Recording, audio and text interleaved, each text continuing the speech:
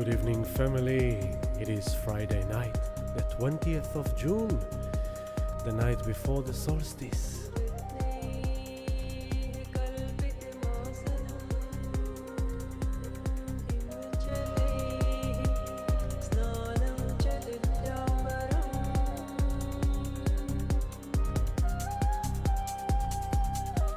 Join me, show me your names on the screen, let me know you're here with me. Another big download is ahead of us as the saga continues to unfold. Heading towards the new moon in Cancer after the winter solstice. Sun will square Saturn and Neptune. Mercury will square Chiron. Venus will conjunct Uranus. Uranus is at the end of Taurus. So much is going on. But it is what it is. All a part of the process. This is Freedom Fighters at Universo Parallelo 2025. And here I'm coming at you.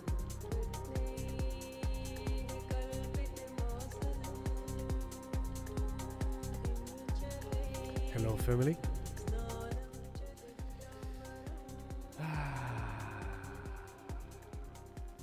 I guess now you can see how the love stream of 2 weeks ago suddenly makes a lot of sense, huh? Hello, Shalom, Dana and Pete, sending you love. Hello, Breeze, good to see you. Thank you for the love, beautiful sister. Yeah. You remember that big download 2 weeks ago when I told you it's gonna be really intense, really full on and all that thing, and everything happened, huh? War started, intense dynamic around the world, intense sightings, the LA protest, all the ICE thing in America, violence in Europe, stabbing, raping, wow, there's just so much crap going on in the collective. Hello, beautiful Simone. Hey, my pleasure. What a week, eh? You remember last stream you said, sound intense on me. I told you, yeah, wait until we will feel it. Now you know what I meant. So, yeah, it's intense time. It's intense time. That's all we can say. But, you know, we are capable. We are here and we're going to make it happen. So it's all gonna be okay. We just need to keep on riding the waves and, you know, trust the process, as they say. So let's go straight into that. Well, actually, no. First of all, love and gratitude to the Patreon community for your ongoing support. Thank you so much for being awesome, for everything you are embodying and sharing in the chat rooms and in our community. If you, everyone, just feel free to offer your unconditional support by pressing like on this movie, subscribe to our channel, press on the bell icon so you get notified whenever we do a show, and share it with your friends, with your family, whoever you might you think might be in need of this information. If it can help, that's what I'm here for. Sound healing meditations, Sunday at 5 p.m. We're gonna tune into the winter solstice, which is happening tomorrow, Saturday midday, and on Wednesday we have a sound healing meditation exactly on the new moon in Cancer conjunct Jupiter. We will talk about it tonight. And if you need private healing sessions, there's a lot going on now for everyone. In general, there's a collective themes, lots of anxieties, lots of worries and concerns and fears, which are legit, lots of personal challenges. Come and get some healing session done, you know, can help you out, some energy, crystal sound, some talks, some cards, reading, some goodies to help you navigate your way in the best way possible. So if you need it, I'm here for you. That's on top of the sound healing meditations. If you want to join our online community, go to patreon.com/healingdelight, and you can join us on different tiers. If you don't live close to us here in Melbourne, you can receive every month the recordings of the new moon and the full moon sound healing meditations. That's what our community receives for the support. So feel free to join us there and enjoy the benefits on top of all our Telegram chat room and everything. And yeah, now let's get into the stars and scan where we are. All right, So, take the music a bit down.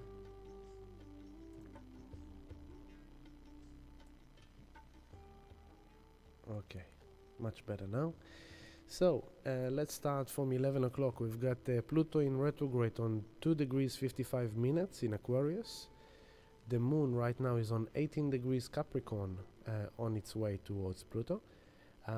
On your 2 o'clock you got Juno on the 16 degree Scorpio and Black Moon Lilith on the 11 degree Scorpio. They're still dancing together, back and forth, doing a lot of transformational work in Scorpio, Juno and Black Moon Lilith. We will talk about them as well.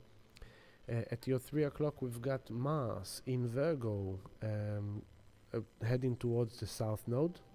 This is sorry, this is ahead. Sorry, ignore everything I just said. This is the chart of this moment. Once again, at your 11 o'clock, Pluto 3 degrees 21 minutes of Aquarius retrograde. Juno at your 2 o'clock, 17 degrees of Scorpio. Black Moon Lilith 9 degrees Scorpio. On your 3 o'clock, south node 22 degrees of Virgo. And on your 4 o'clock, Mars just entered Virgo yesterday. So this is one of the shifts we'll talk about, how Mars finally moved. Until now, you look at January, February, March, April, May, June, Mars was only in Cancer, Leo. So finally, after 6-7 months, Mars is now moving out of Cancer, Leo into Virgo, kind of a new vibration for the warrior, for the masculine. At your 5 o'clock, we got Mercury on the 20th degree of Cancer. 6 o'clock, we've got Jupiter on the 2nd degree of Cancer already, and the Sun on the 29th degree of Gemini. This is the final day of Gemini season, and that's why tomorrow is the solstice. The solstice happens when the Sun moves into Cancer, 0 Cancer, and that signals the peak of winter for us here, and the peak of summer for everyone else around the world. It's the shortest day of the year for us tomorrow, and it's the longest day of the year for the rest of the world. So that's the big shift that is happening this weekend with the solstice, quite an intense solstice. If we move to the next intense point, at your 7 o'clock, Uranus on the 29th degree Taurus, the final critical end degree of Taurus. We will talk about that. Venus on the 14th degree of Taurus, in the middle of Taurus, home.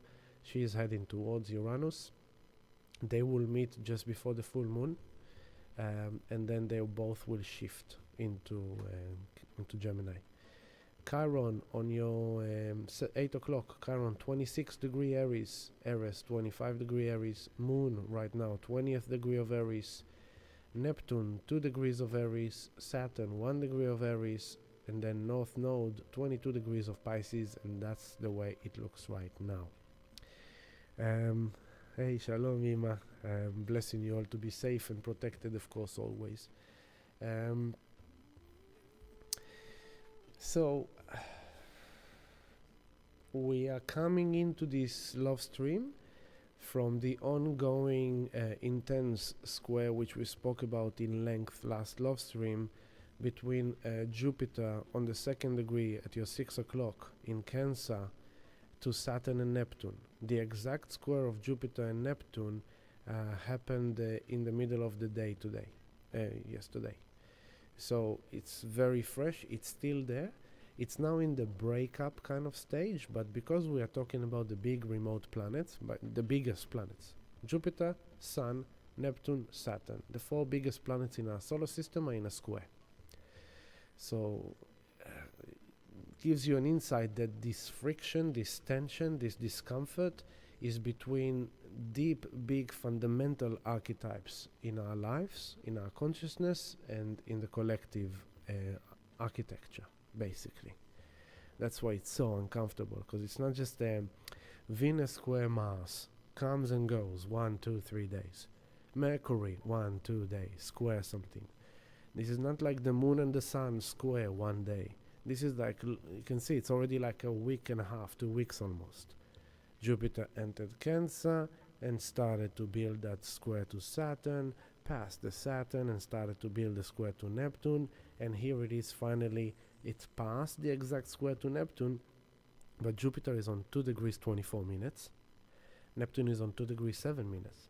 So really there's only 13, 17 astrological minutes post the exact square. So it's still there.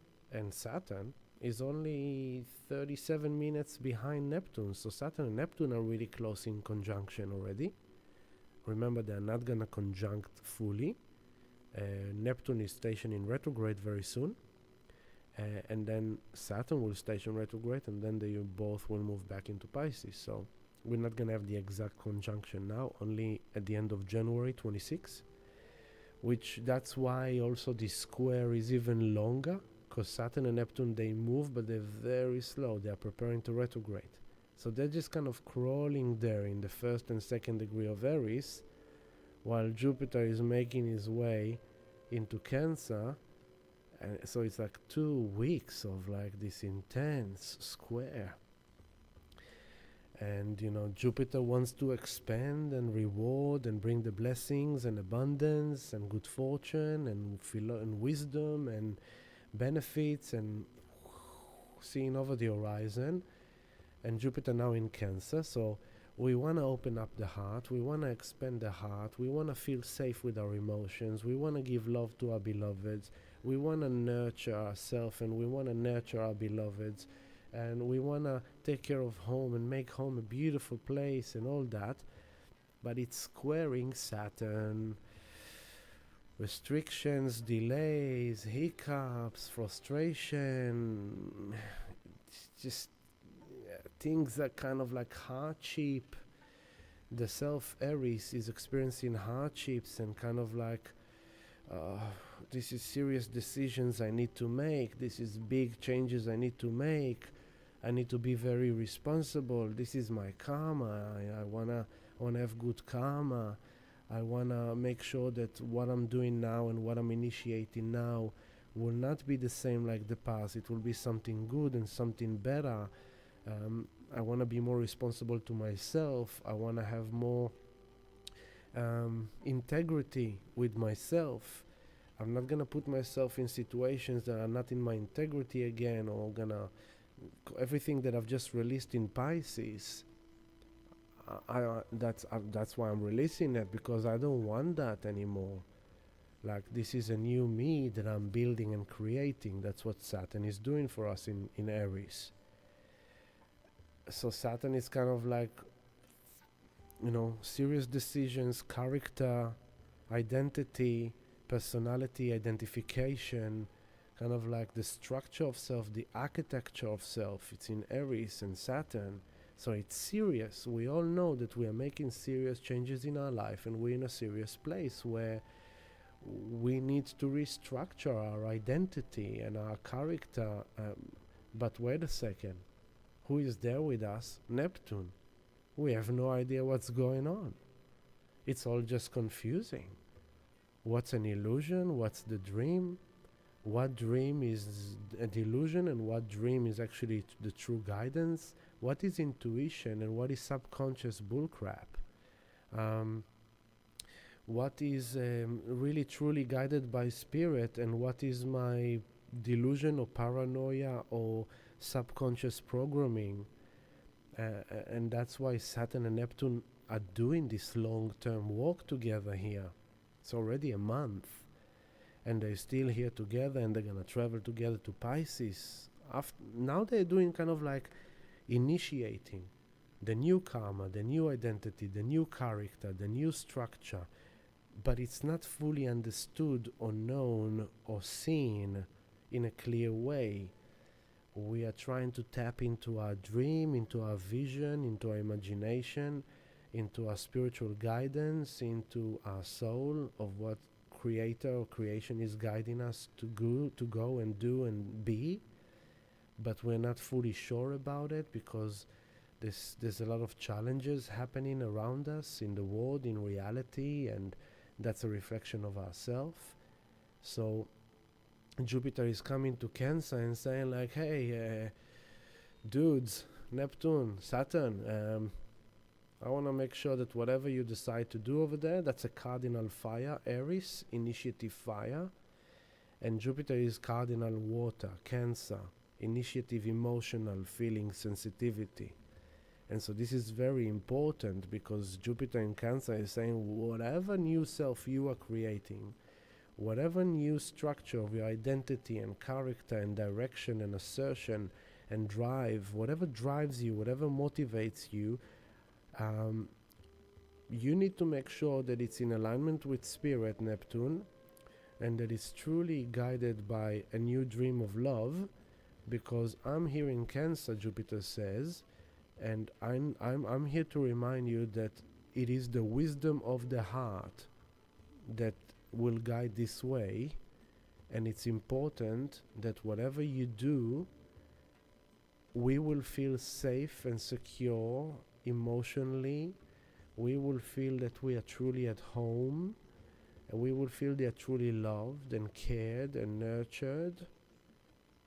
That's what Jupiter is doing there, because then the blessings will come. If we come from the heart, if we come from love, as we face these challenges and this confusion, it's through love that we will be able to reprogram and recode all the subconscious debris of the past, so we could decipher what is our true intuitive guidance from Spirit, and what is the true dream, and what is like in true purity and integrity with Spirit, rather than some kind of a false ego that thinks that it's different and change and doing something different, but it's actually experiencing the same thing again in some way, shape and form, only to make sure that the lesson has been learned and the signs are being noticed and the red flags are being picked on, and what you sense is what you sense, and what you feel is what you feel, and you're not doubting it because you trust your inner wisdom.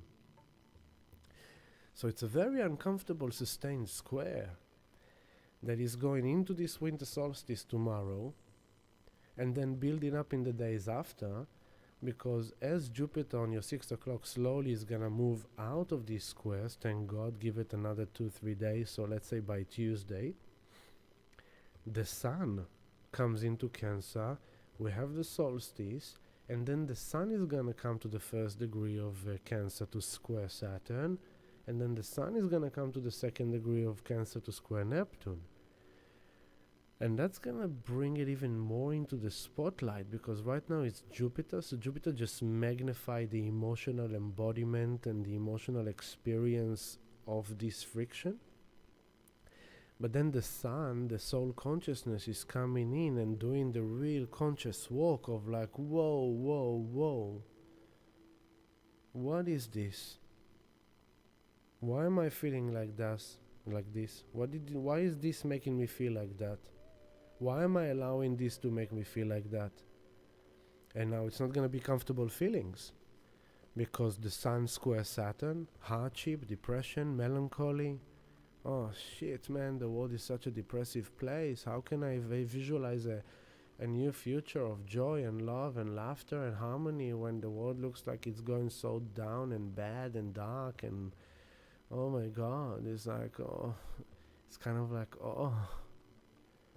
So let's say, you last time I told you about dating, right? So let's say you started dating, it was great, but then all the red flags, green flags, tick the box, don't tick the box, all that kicked in.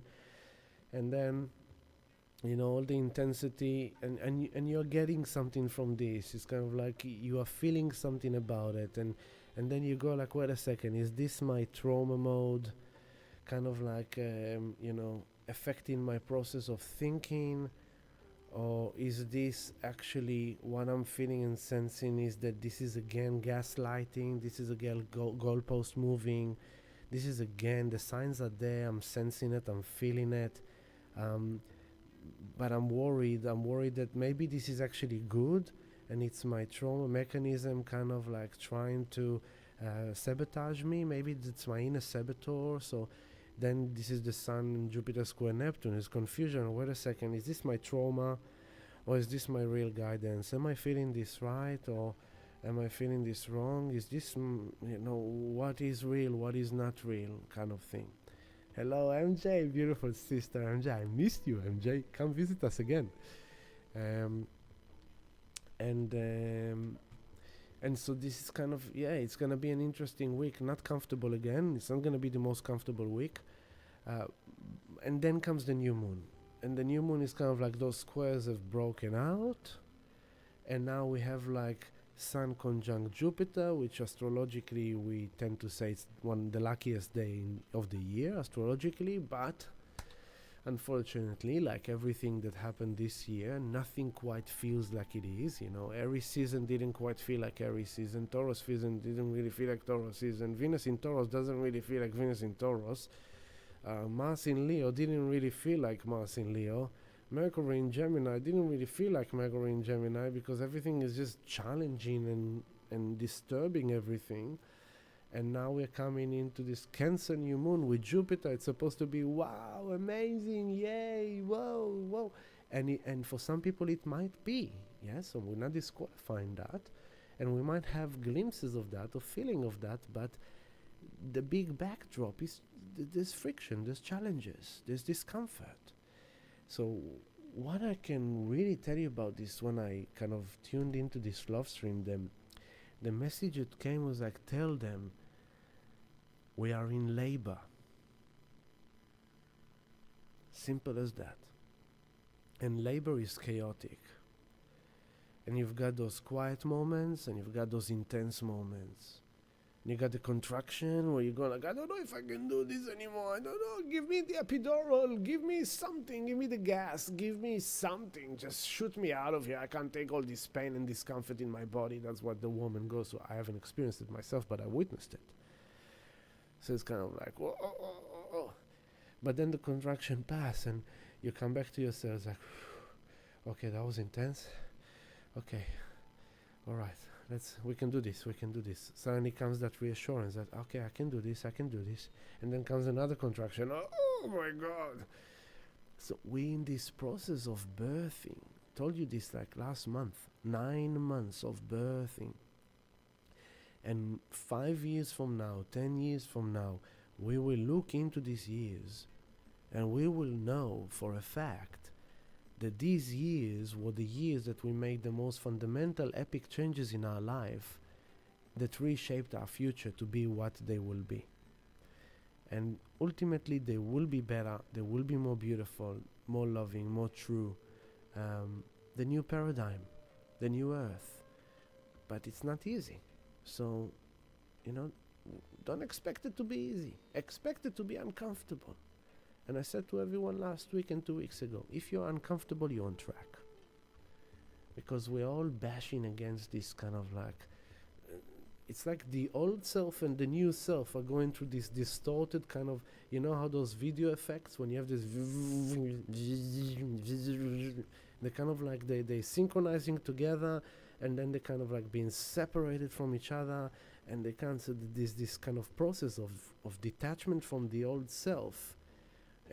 And attachment into the new self, but the new self is not unknown, is not known yet. It's kind of like we all feel and sense that we are fundamentally changing on a massive scale, on a deeper level, but we can't fully put the finger on how we are changing and what we are creating and where we are going.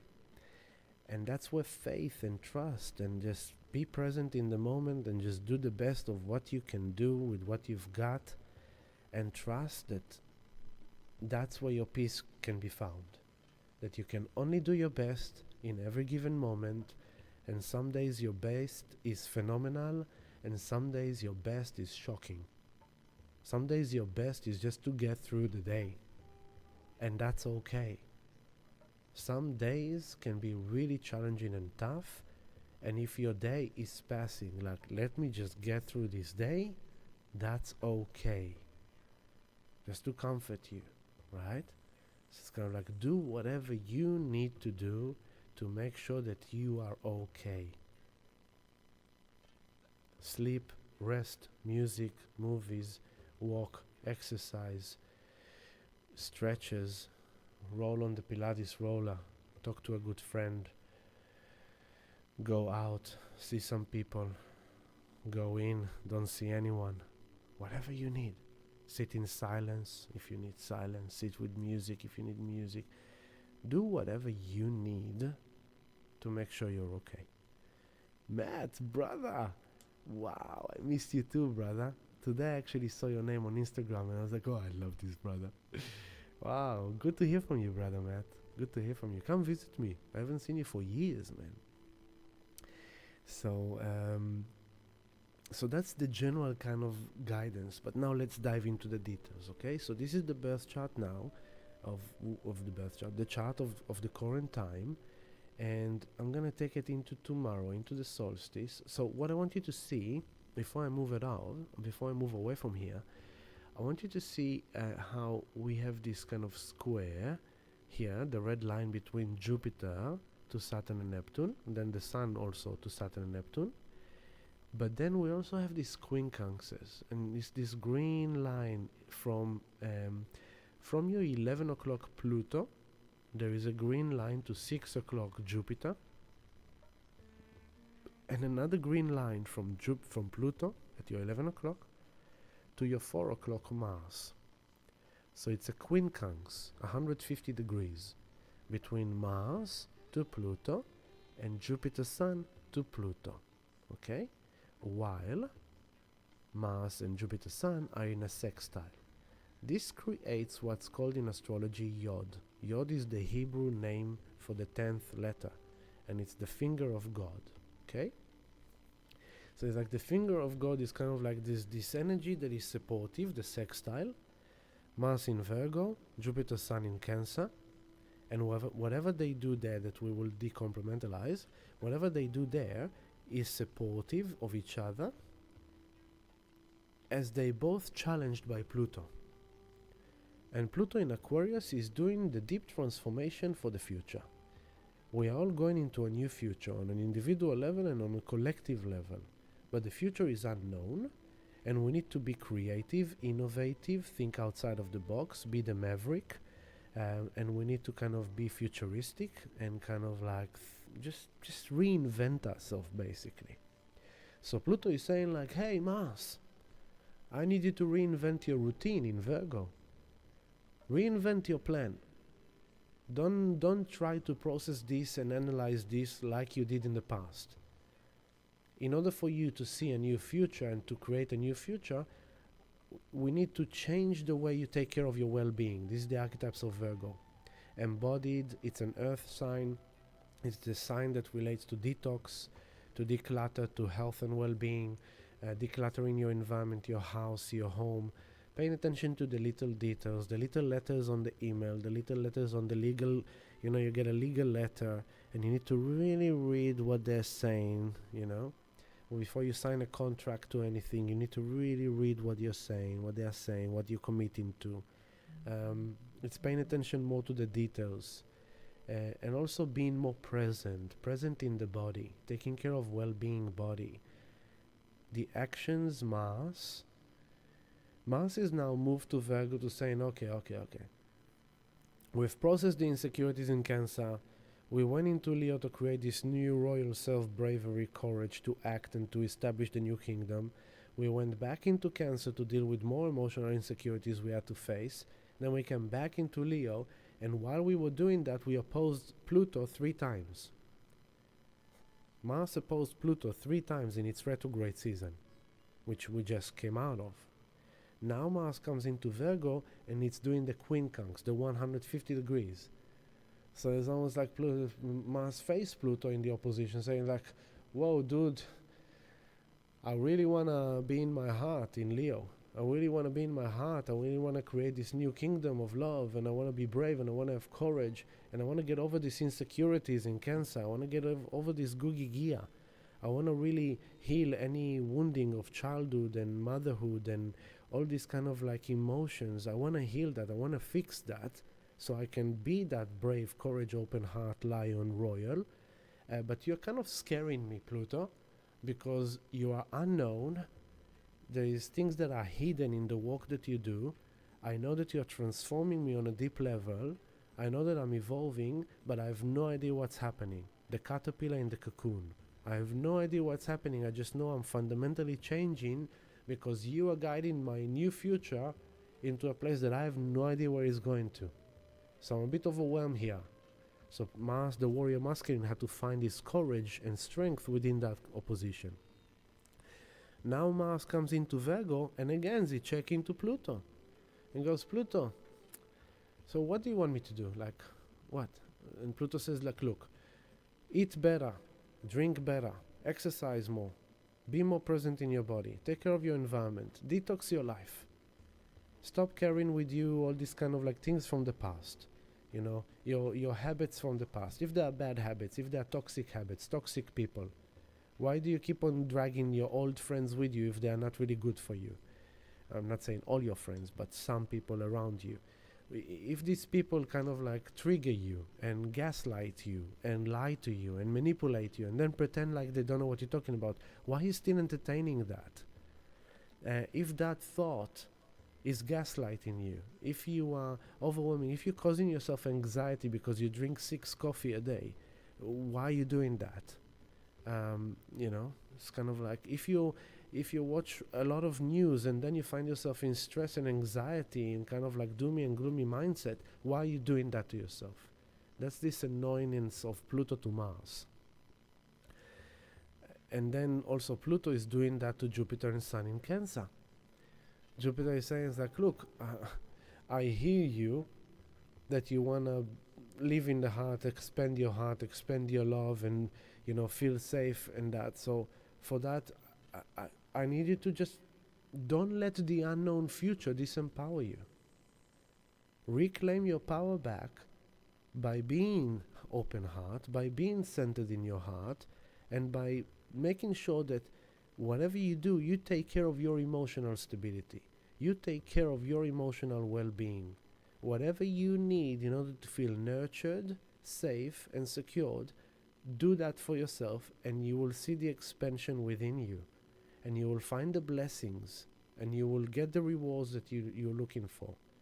And so the Mars in Virgo is doing these actions now of detox, of declutter, of taking care of the details and fixing things up, fixing the mess. The Sun and Jupiter in Cancer, once it happens, will start initiating this process of focus on the emotional body, on our emotional feminine self, balancing the feminine, allowing ourselves to feel safe and secured within our heart, as we are facing Pluto in Aquarius, fears of the unknown future. How is this future look like? Oh my God, Dio mio. We've got wars everywhere. We've got nuclear threats. We've got division and everywhere on the planet. Division galore. Separation. People are losing their mind. People are so radical. Cult kind of culture of all kinds. Then we've got the AI. And then we've got the robotics. And then we've got the space. And everything is going on too fast, and we don't even know where it's going. So it's like Mars in Virgo and Sun and Jupiter in Cancer are going like, whoa, you're really asking a lot of us, Pluto. But Pluto is saying like, yes, and you can do this. So Sun Jupiter looks at Mars, Mars looks at Sun Jupiter, and they go like, let's do this together, okay? So Mars, you make sure we only drink 1 coffee a day, not 5. Maybe 2, but not 6 for sure. That will help us reduce the heart palpitation and the anxieties. Mars, also make sure that we go to sleep a bit earlier, maybe instead of 11, 10:30. Mars, make sure that we do some meditation during the day. We take 5 minutes. Mars, also make sure you put in our routine that we do a bit of stretches, a bit of yoga. We don't have to go to a yoga studio. If we can, great. But if not, we can just open a yoga mat at home and just do a down dog and up dog, some leg stretches, some warrior posture, some whatever you need. You can do it even without a yoga mat. You can do it on your carpet, floor, grass, garden, bed, whatever. So Mars need to take that action. In Virgo, we all. That's what Mars is helping us do. Rearrange our timetable to make sure that well-being is involved. Less news, know how much news.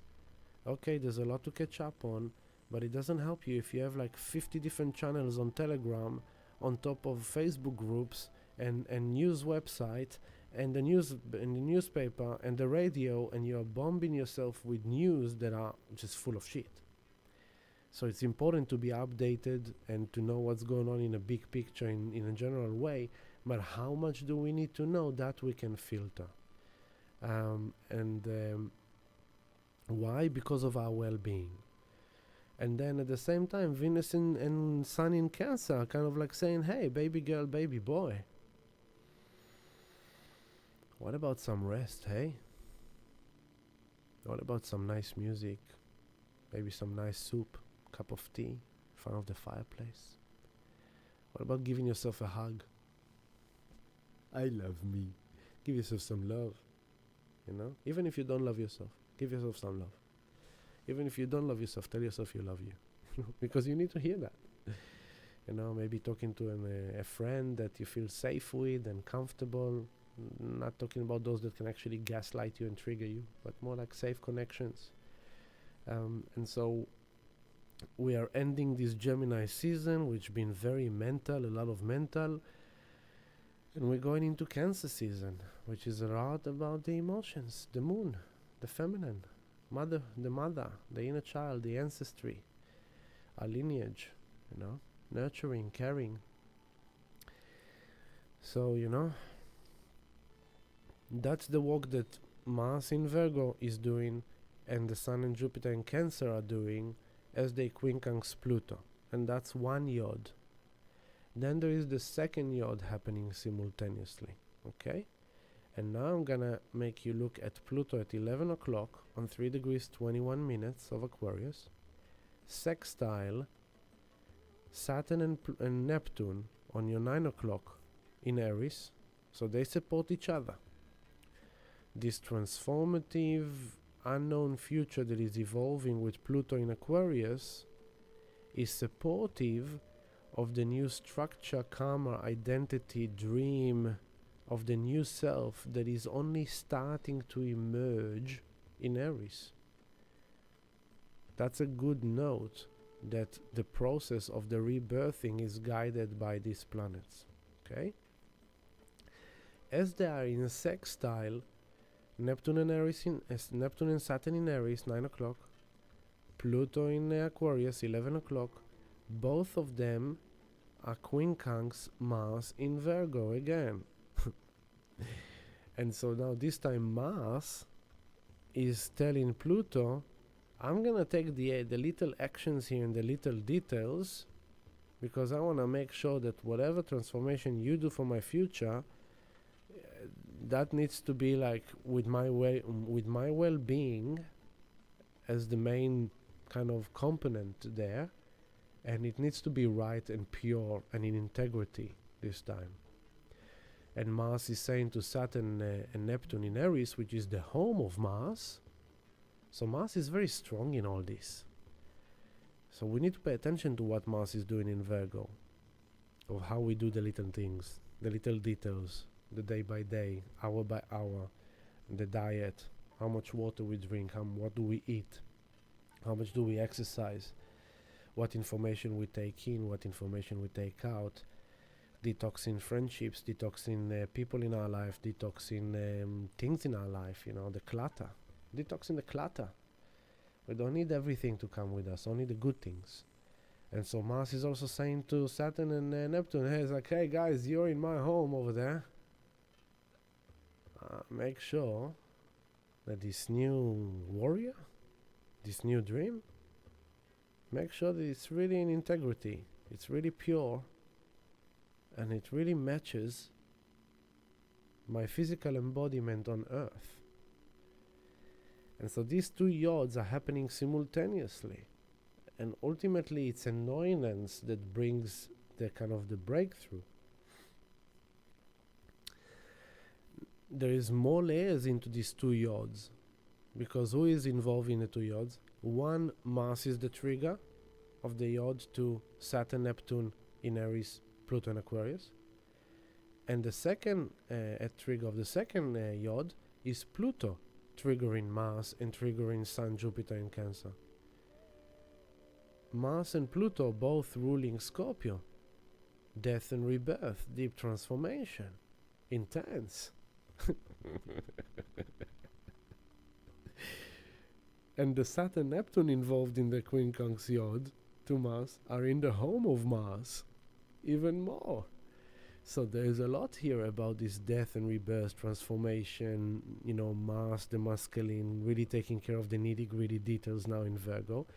But what Mars need to be careful of, it's in Virgo with the South Node, and it's heading towards the South Node, which means that Mars is the god of war, and it's funny because as soon as Mars entered Virgo, the volcano in Indonesia erupted, while it's still in square to, by the way, Mars is still breaking out of the square to Uranus.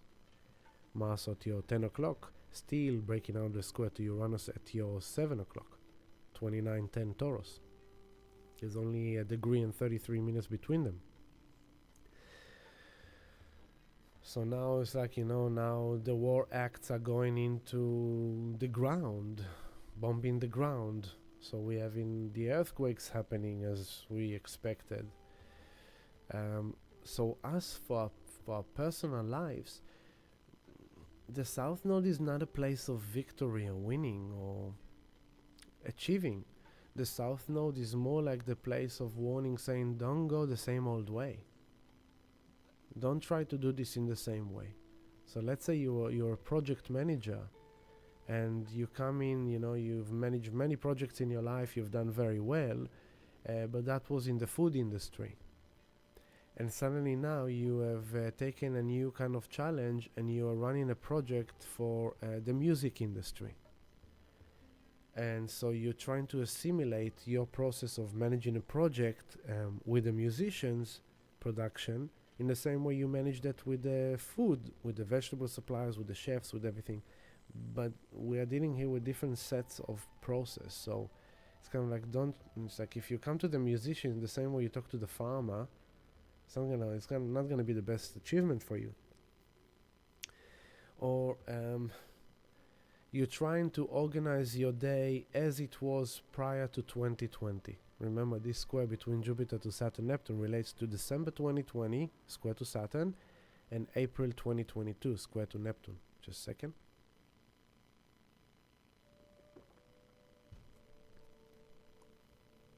If there's something I love in winter, is the good reason to have a yummy tea. There's something in that simple pleasure of a cup of tea in winter. It's just so beautiful and nurturing. And this is what I'm talking about. That's the little things.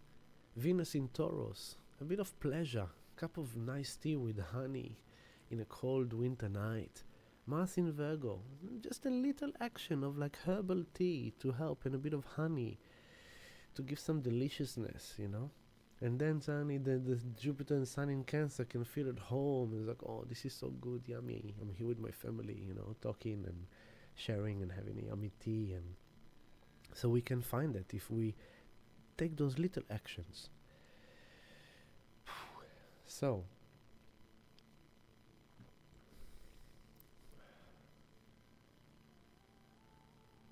that's the two yods that are happening.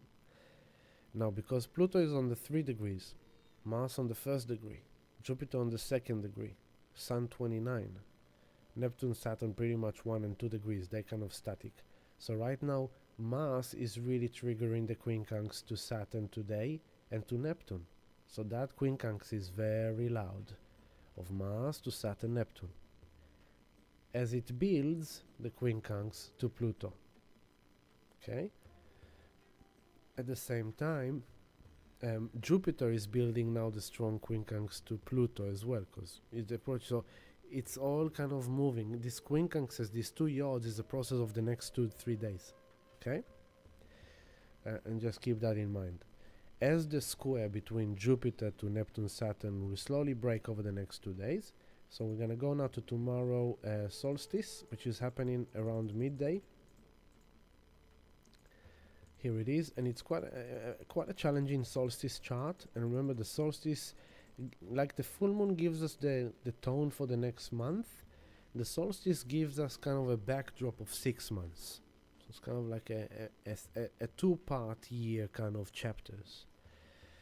And so here it is, the sun goes into Cancer on the 21st of June, Saturday, tomorrow at 12:42 p.m. Middle of the day. And now we're moving from Gemini season to Cancer season. So now we're moving the focus from the mind into the heart. That's tomorrow's shift, from the mind into the heart. Let's stop kind of overanalyzing things with our head and be more with our heart and listen to our feelings more. And what do we need in order to feel safe and nurtured and home, and pay more attention to the children. They will be more sensitive. Pay attention to the mothers. They will be more sensitive. And if you're a mother with children, then pay attention to both your children and your inner child. And if you're not a mother, pay attention to your inner child and to your emotions. And just know that things are gonna get more sensitive. The shadow of Cancer, emotional drama. Spanish telenovela. Oh, Dio mio! And there is no end. It's just like, it's kind of like a galloping ocean that is kind of overspilling the sidewalk, and you walk on the sidewalk, you can walk in St. Kilda, Elwood area. Sometimes when the ocean is really high and kind of like loud, the water crash against the wall and spritch the water on top of the where you walk, It's that kind of thing. It's like, I don't know how to contain all these emotions. That's the shadow. Feeling really, I don't know how to feel safe. I don't know how to, and it's all legit. I'm not making laugh at anyone. If at all, my mom is Cancer, and I love her dearly. But we both know, me and my mom, that sometimes she can be a bit emotional, over emotional, and then we need to calm her down, and everything's gonna be okay. But the good thing about the solstice, what I love, the balancing act, is that the sun and the moon are the most kind of dynamic personal planets. The sun is the soul expression, the moon is the emotional body, the feminine. And on the solstice, they both sextile. The sun is on 6 o'clock, 00 Cancer. The moon is on 0:30 minutes of Taurus. So it's a sextile. So this gives us the kind of the knowing, it's like, but how are we gonna feel safe? How are we gonna feel secure? How are we gonna be balanced in our emotions and feel loved and nurtured and cared? The moon says to us, you will find it at home when you're grounded in your body, and when you give that to yourself, just go to places where you feel safe. Be in environment and in relationships, in company that makes you feel safe, that you can be yourself, and lean on your own resources. Provide yourself the emotional needs that you need, and then you will be less subjected to external interferences and dynamics, because you provide that to yourself. So that's what it's funny, because the sun is in the home of the moon, and the moon is in Taurus with Venus. So that's kind of like, hey, you can find this. You can be this. You can create this. If you will just lean on yourself. Lean on your own ability to provide the love, safety, and stability to yourself that you need from inside of you. And then through your connections, and through simple pleasures of life, through Mother Nature, to looking at the beautiful colors of all the trees changing seasons, and the beach and the forest, and a dog or a cat or a friend or a child or a mother, you will find that you can do this. But the challenges are there. You can see it in the red lines. The Sun and Jupiter squaring Saturn and Neptune.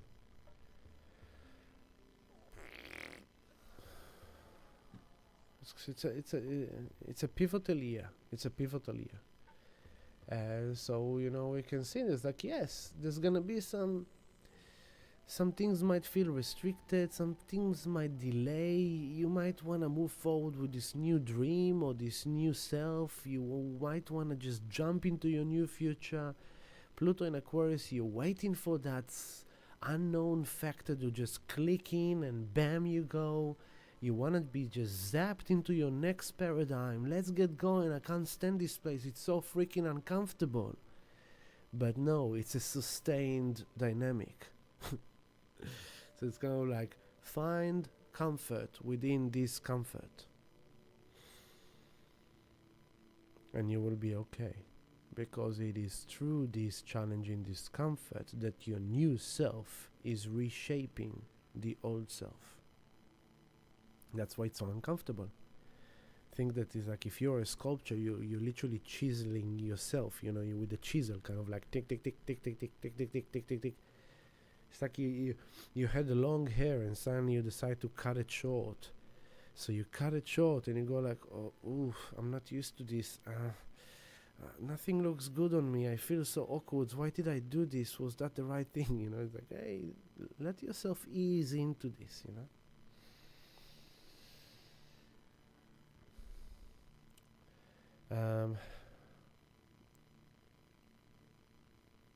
Yeah. The other factor I haven't kind of spoke about yet is the fact that Uranus this week moved to the 29th degree of Taurus. This is the critical and anoretic degree of Taurus. This is the finalization, the culmination of the process that Uranus has been doing in Taurus since 2018. Now, last love stream I told you that this is the last time Venus will be with Uranus in Taurus. It was a mistake. But I was happy to discover this mistake because then a whole even more phenomenal process was revealed to me. And what's going to happen over the next 10 months is quite fascinating with Uranus and Venus. So Venus right now is home. And this is the chart of the solstice tomorrow. So we're going to have Moon at home in Taurus together with the Venus and Uranus. Uranus is slowly crawling towards Gemini. Uranus will move to Gemini on the 7th of July, 7-7. 2 days before that, Venus will come and Venus will conjunct Uranus on the 29 degree, 52 minutes. Then Venus will go into Gemini. And then 2 days later, Uranus will go into Gemini. Venus will continue travel forward and she will come to Scorpio in December. Uranus will station retrograde very soon, not now, in August, late July, August. Uranus will station retrograde and he will then go back into the 29 degree of Taurus, and this is in December. And Venus will be in opposition to Uranus in December. Then Venus will continue moving forward. She will come to Taurus again in April next year. Uranus will station direct and start moving forward again towards Gemini. And Venus and Uranus will conjunct again on the 29 degree 53 minutes. 1 minute away from the current conjunction is going to happen. So this is quite phenomenal because we can see here a 3-stage process in regards to Uranus transition. Uranus is ending his journey in Taurus in a conjunction with Venus, the goddess ruler of Taurus, the owner of that archetype. And so they come in and they stamping a new frequency, a new vibration. And then Venus is moving forward. She will come to Scorpio to shed and transform and to death and rebirth. And she will oppose Uranus at the end of Taurus. But Uranus will be retrograde, so it's more introspection. It's more like, okay, so I received this new frequency, I received this new vibration, this new energy, and now I'm looking inwards, as Venus in Scorpio, looking underneath the layers, into the hidden, into the shadow of what needs to die here, what needs to be cleansed away here, for the new frequency that was stamped now in the 4th of July. And so then there will be the introspection breaking free, breaking through. And then Venus will travel and they will meet again 1 minute away. It's phenomenal. It's almost, we can say, on the same minute, which is fascinating detail by itself. And that will be the breakthrough confirmed, break free confirmed, a whole new frequency is installed. It's like you get a notification from your mobile phone, or you've got an Apple update, or you've got like a Samsung update. And then you press update now, and it's downloading the new update software that they did. and then your phone is kind of like downloading. So this is this conjunction. Then your phone goes off automatically. You don't do anything, it goes off. Venus in Scorpio oppose Uranus. Things are off, looking deep, doing the deep changes underneath the surface. Then the phone goes on again, and Venus comes to meet Uranus again, and then it tells you, okay, the software has been installed. Now run this, let this download now be fully installed. You press install, and then it goes through another layer of the final step of the download is being installed, and then your phone turns off again, turns on again, and bam, you're running on the new malware or the software. You know what I mean. That's an interesting process to keep in mind. First conjunction, 4th of July. Opposition, early December. Second conjunction, final, 24th of April next year. And it's like, it's freaking me out because it's like literally on my birthday, day before my birthday. Very symbolic position for me on the charts. But I'm not going to go into my personal astrology because it's something that I don't like that other astrologers do. It's very typical for astrologers to talk about their chart. It's like, okay, can we please move on? So I'm not doing that. And so that's the process you need to keep in mind. Now, what does it mean, Ami? Okay, we got the concept. What does it mean? A bit of tea. Just a second.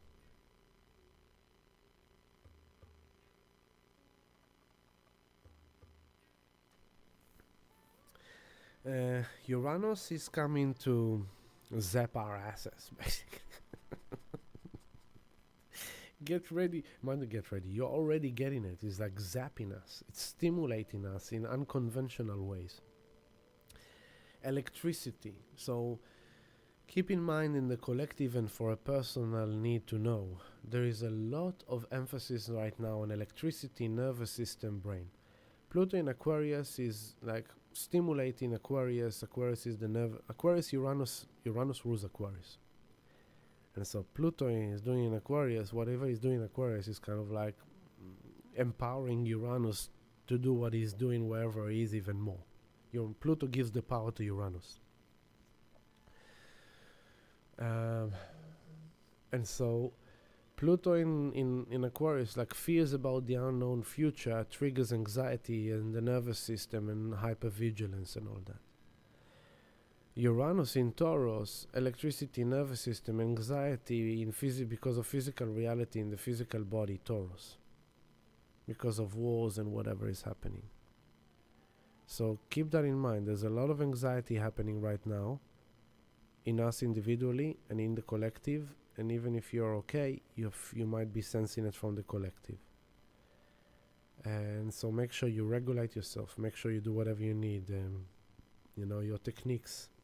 Tapping, tissue salt, drink lots of water, feet on the earth, stretches, be in your body, massage, whatever, meditate, meditation, whatever you need in order to make sure you regulate your nervous system and your anxieties and just, take care of your well-being. Mars in Virgo supports that too.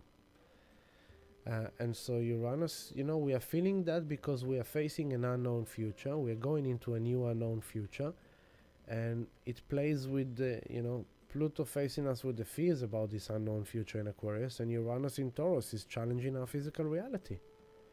So, when was the last time Uranus was on the 29th degree of Taurus? 1940, 1941. What happened there? London bombing, Pearl Harbor bombing, Japan bombed Pearl Harbor, Nazi Germany invaded Russia. So it's the time where the World War II went into real extreme places. And we look around the world and what's happening? Quite intense. And that Uranus advancement, technology. I had a glitch apparently. I hope it's all working. Advancement, technology, Taurus, military, security forces, homeland security. And what do we see in the current dynamic? hypersonic ballistic missiles, advanced satellites. SpaceX rocket exploded in a launch. We're seeing, like, this war came out of nowhere suddenly, out of the blue, and boom, boom, boom, boom, boom, boom, boom, boom, boom, boom, boom, very fast, very quick. It's all happening. What is it involved? Uranium. What is uranium? Uranus rules uranium. And so that's why we see a lot of emphasis on the nuclear. Uranus at the end of Taurus. Nuclear weapon, nuclear danger, nuclear safety, nuclear infrastructure. So we can see a lot of that there. What else is Taurus? Relationships, family, love. And so what do we see? We see a lot of extreme volatility in finance, in economy. The crypto market is not as it was in the past. It's a very different cycle to the past. Heavily manipulated. Pluto in Aquarius, Uranus at the end of Taurus. High volatility. Stock markets as well. Food supply, agriculture. If Iran now will basically close the passage of the Hormuz, that's kind of will impact the global oil supply industry in a very fundamental way. It could affect many people, because your petrol could basically jump double price in the most extreme case scenario. So if now we are paying like $2 a liter, you might find yourself, if this happens, you might find yourself paying $4 a liter. Imagine that. Fill your tank in like $200, mate. Imagine that. No, don't imagine that. I'm just giving you an insight into what could be. So take action in advance. Fill up your petrol in the car. Have some extra reserves that you need. Those kind of things. Mars in Virgo. Take care of the little things. Take care of the actions. Like today, they announced, like I've posted on my socials, like they announced the biggest data breach in history. 16 billion passwords.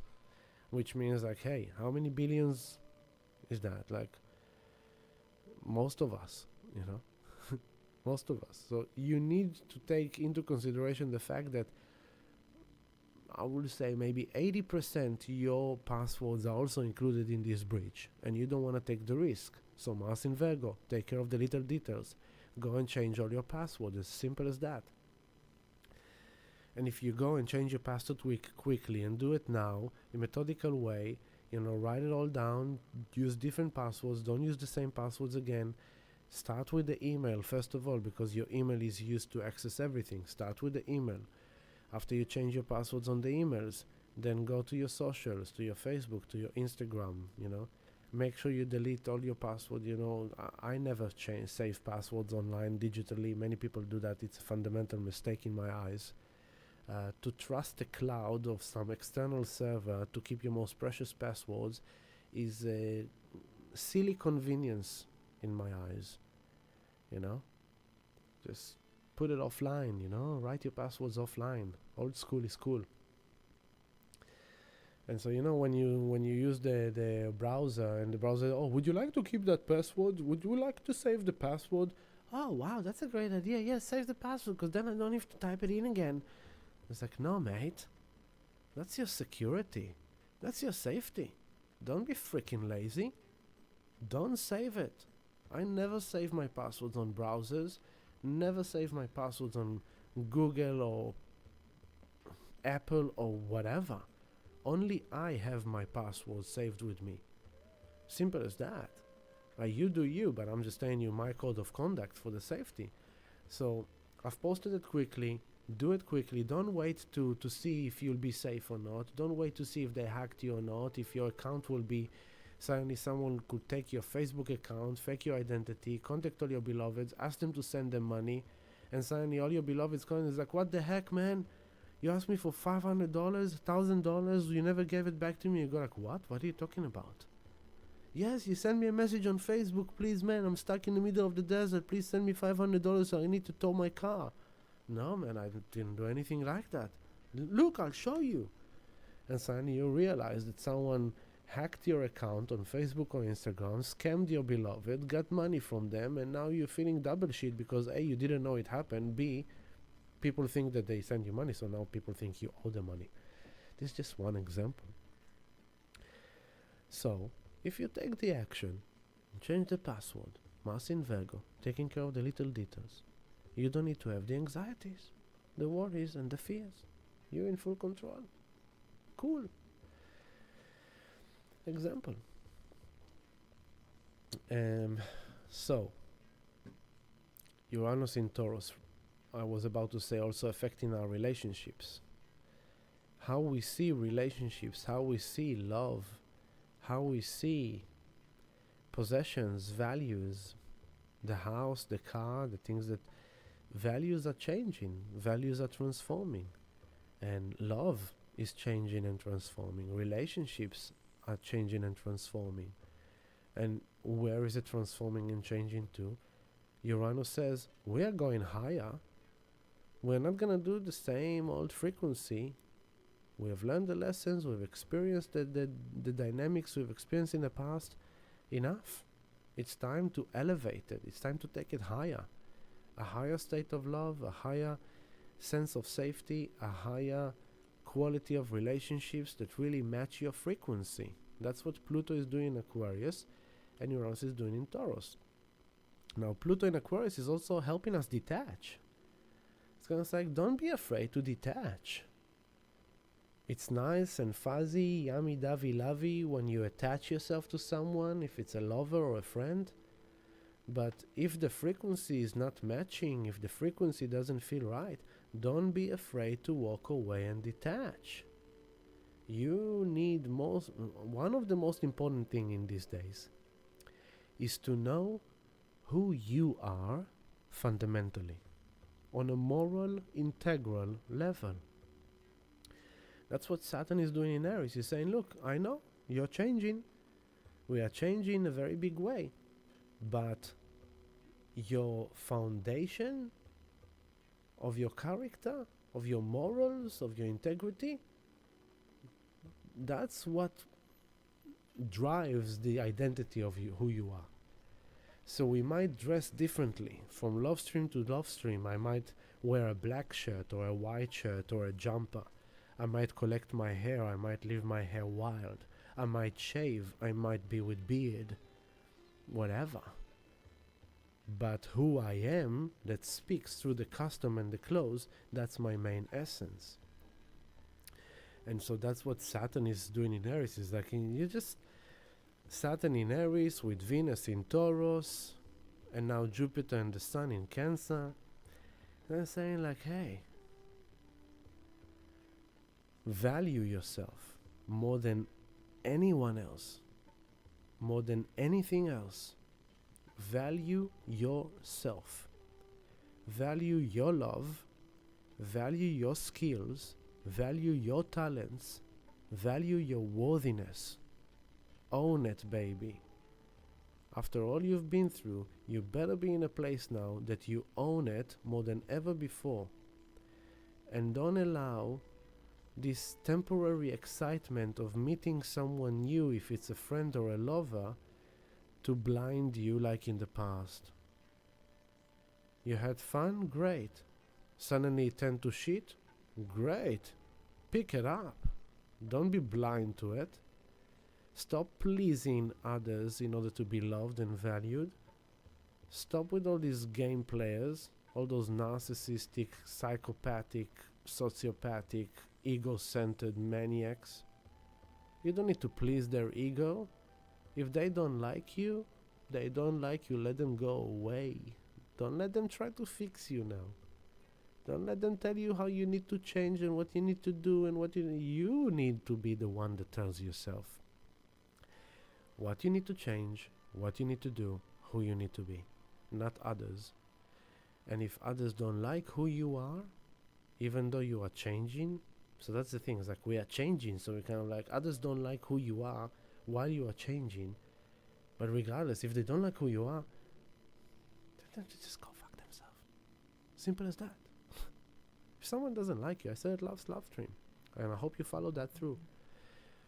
You know your point. That's all you need to know. You don't need to argue about it. You don't need to fight over it. You don't need to convince others you don't need to show others where they did right, where they did wrong, how they see it right, how they see it wrong. If that's how they choose to see you, to think about you, to feel about you, to believe, let them have it. It's theirs. What's important is that you know what your truth is. You know your true value. You know that you came from a place of integrity. You came with pure intentions. You have done your best. Rest in peace, brother, sister. Rest in peace. In the peace of your loving heart, know that you are good enough, and who you are is good enough, and what you are is good enough, and for some people it will be a delight, and for some people it will be a nightmare, and it's all valid, it's all okay. So just like, if someone doesn't like you and who you are and trying to tell them that you can go your own way. So, thank God for Venus in Taurus. Because Venus in Taurus is saying like, baby, I love you. You're awesome. You're amazing. You're good. I love what you bring. I love who you are. And this is like self to self, yeah? Valuing yourself, leaning on yourself, providing to yourself, giving to yourself. Everything you need is inside of you. That's where your safety is. That's where your stability is. That's where your abundance is. That's where your good fortune is. That's where your blessings are, in who you are and what you are. So lean on that. Venus is home here. But at the same time, Venus is heading towards Uranus. So there is we are owning it while we are changing, while we are transforming, while we are facing this breakthrough and break free and liberation from how we did love in the past, how we did relationships in the past, how we loved ourselves or not loved ourselves in the past, how we felt safe or unsafe in the past, how we did friendships and relationships and business and jobs and money and saving and investing. We are owning all that we are while we are allowing ourselves to change and release old programming that are no longer who we want to be. So there's this detachment from parts of ourselves that we don't want to embody anymore, because we want to embody the upgraded version that is downloading. Trust the process. Trust the process. Okay, so now this is the solstice on the 21st, just a second.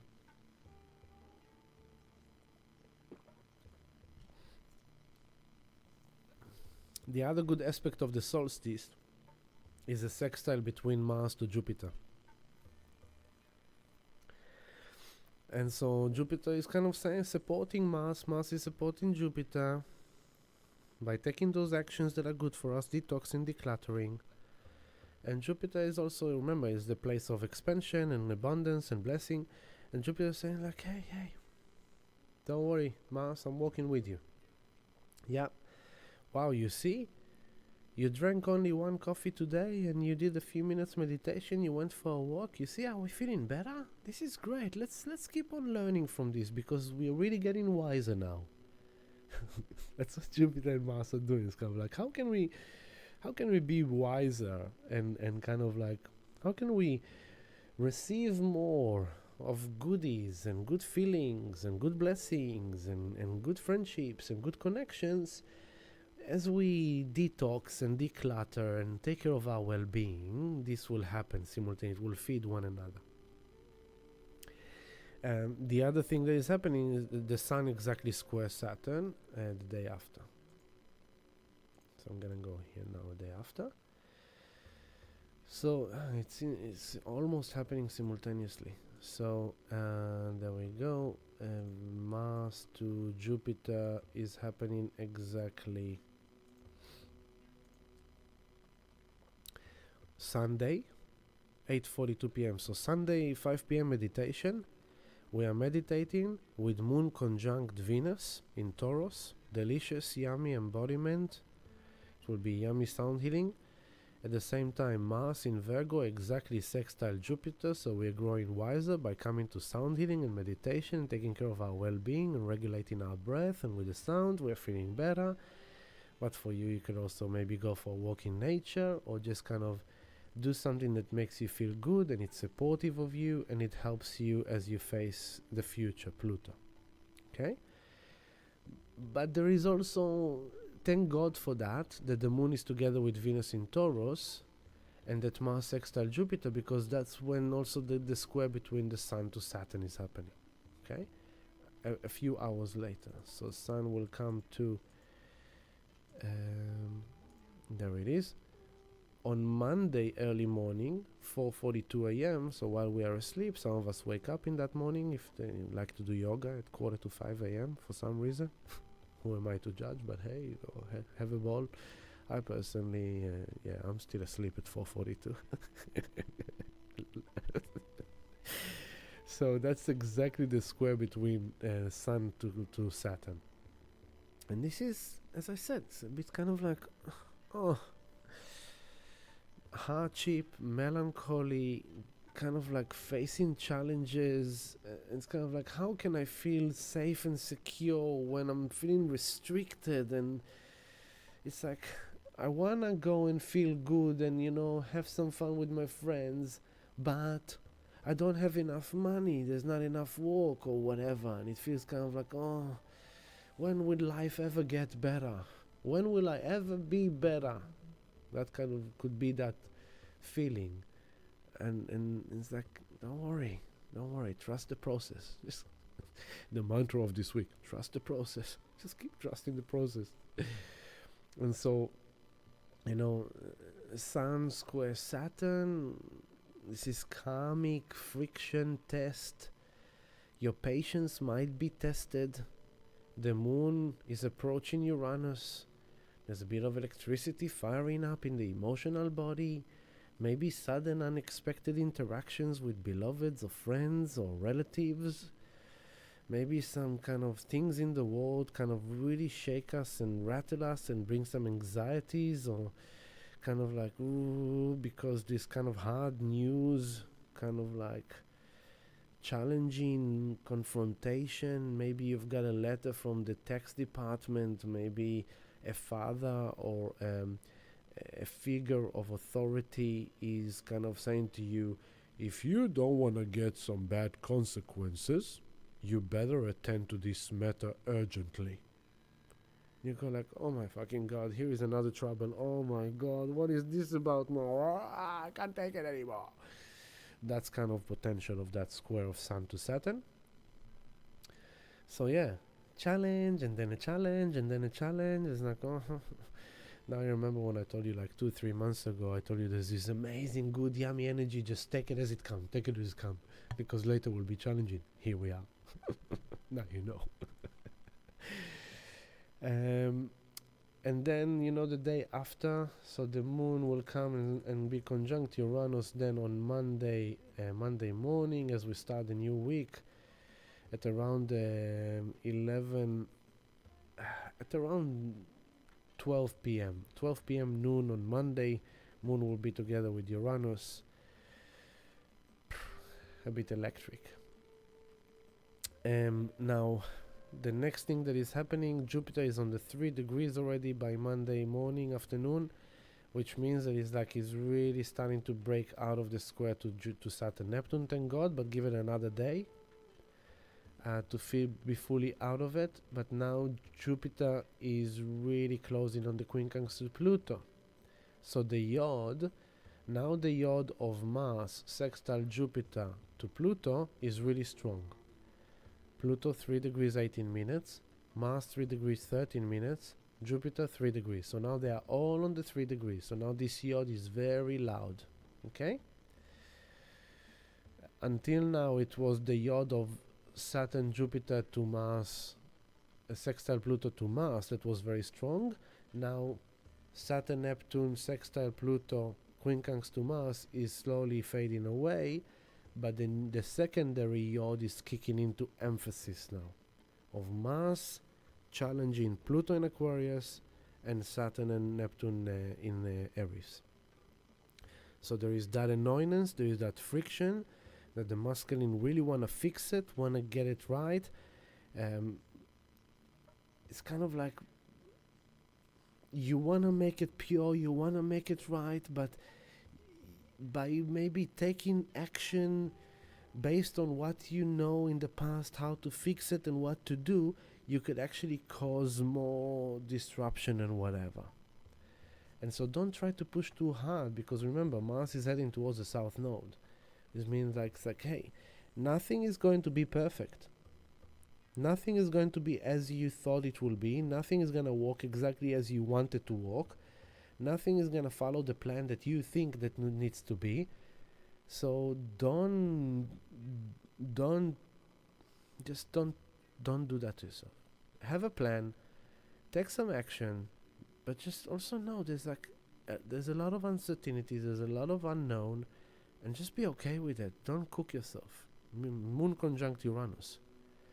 Just take it easy. It's intense. What else is happening?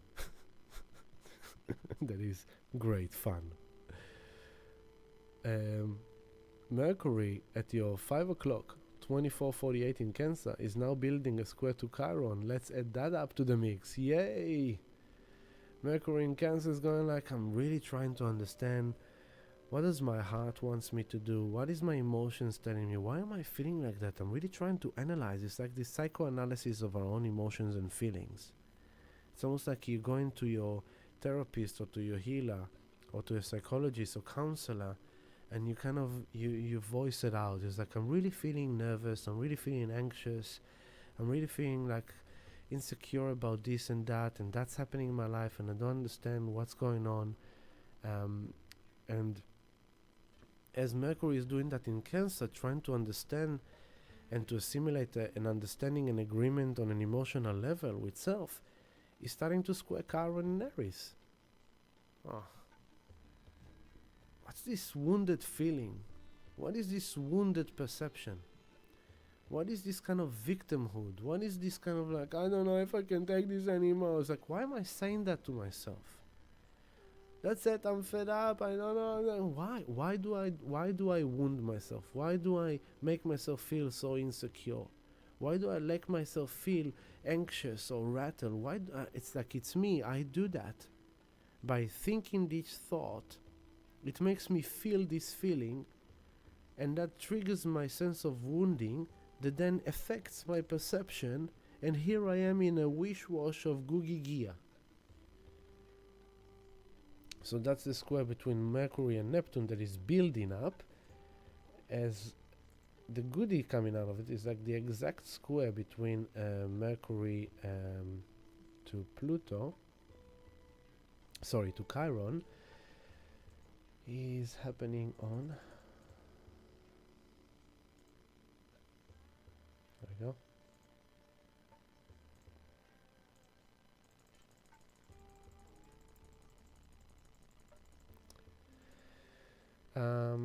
Tuesday at 5:05 p.m. Tuesday 5:05 p.m. Mercury in Cancer square Chiron. So this could feel a bit again, you're dealing with your insecurity.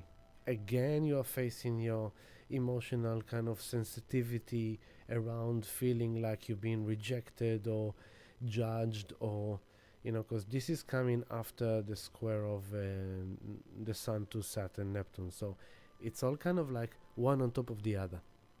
We have these two yods happening right now, as the square between Jupiter and Saturn and Neptune is still there breaking away. But as Jupiter is starting to break away, these yods are forming, bringing this kind of like double challenging of kind of like, so what am I supposed to get out of this? Well, it's like, okay, adjustment.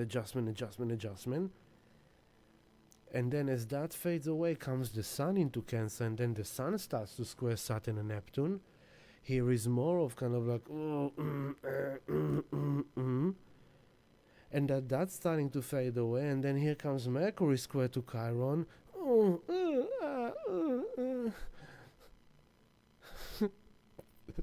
And this is in a dark moon phase now. Tuesday evening. We're in a dark moon. The final day of the lunar cycle before the new moon. The day of deep contemplation. So this is kind of uncomfortable but good because it's taking us deep inside and go like, I don't want to feel like that anymore. Mommy, I don't like this feeling. We're in Cancer season now. Mommy! Mommy! I had enough being scared, it's like, I'm laughing at this, but my beloveds, it's like constant anxiety, constant fear, it's like a week already. And that week is after 2 years of the first, like all the people in Israel and Gaza, it's like they experienced this war for the last 2 years. I'm not talking about the military and the terrors and whatever. Yeah, I'm talking about the citizens, the people. The people has got nothing to do with terror or fights or wars.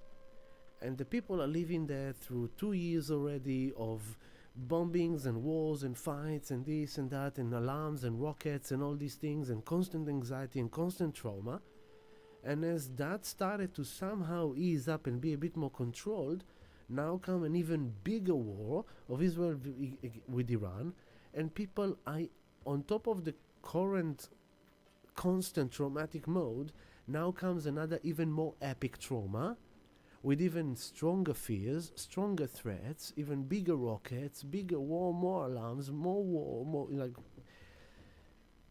And it's kind of like it can bring people over there to this place like, I don't know how much more I can take this. This is just overwhelming. So much anxiety. What is this shitty life? What is this shit life?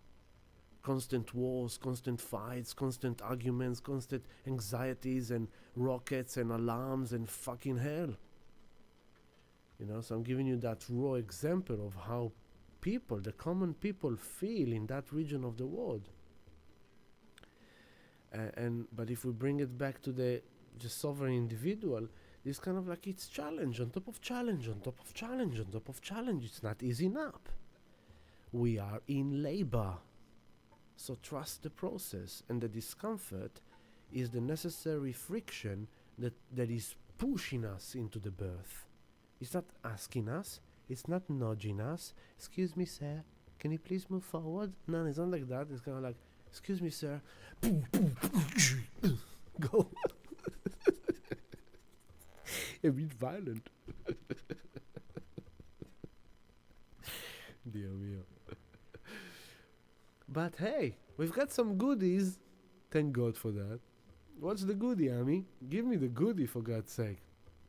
Well, the goodie is that as Mercury is in exact square to Chiron, and that's at 5:05 p.m. on Tuesday, the Sun is already on the 3 degrees 2 minutes of Cancer, which means that the Sun and Jupiter are starting to conjunct. Which I said at the beginning, it's considered to be astrologically the luckiest alignment of the year. The luckiest. Why is it lucky? Because Jupiter is like Santa Claus. Blessing, rewards, abundance, good fortune, expansion, yay. And it's in Cancer. Good feeling. Finally, I'm feeling really good about myself today. I just met this friend and it really made me feel amazing. I made this new lover, or I went on a date, or whatever it is for you, or I just went to a business meeting with a new investor or a new project, and I'm really feeling good about this. It was really good, and they actually were really excited about what I'm offering, and we signed the deal, and wow, this is exciting. May we all wish and hope, and this is Wednesday at 56 minutes past midnight, so let's say 1 a.m. of the night of Tuesday. So at the same Tuesday, Mercury square Chiron at 5:05 p.m. and 7 hours later, Sun conjunct Jupiter exactly. So they're happening simultaneously, which means within the wound there is a blessing. Within the pain there is the healing. By experiencing the discomfort and the challenge and the friction and the insecurity and the sense of wounding, from there comes this expansion of wisdom and blessing and reward. That's what I'm saying. Trust the process. Be with the discomfort. It's okay. You are learning something through it. You are realizing something through it that you couldn't understand, learn, and realize without it. So I really hope that this also will symbolize the end of the freaking bear market for the altcoins, and something will happen there, because it's been freaking nightmare. You know, you can take it to the crypto market of how depressing it has been, and so slow, and just doesn't happen, and so many hiccups and delays and manipulation, and you go like, come on, man, give us something, just do something, right? It's just kind of like, wow, man. So sooner or later it will have to bounce up. It's just a matter of time. So it's a matter of patience.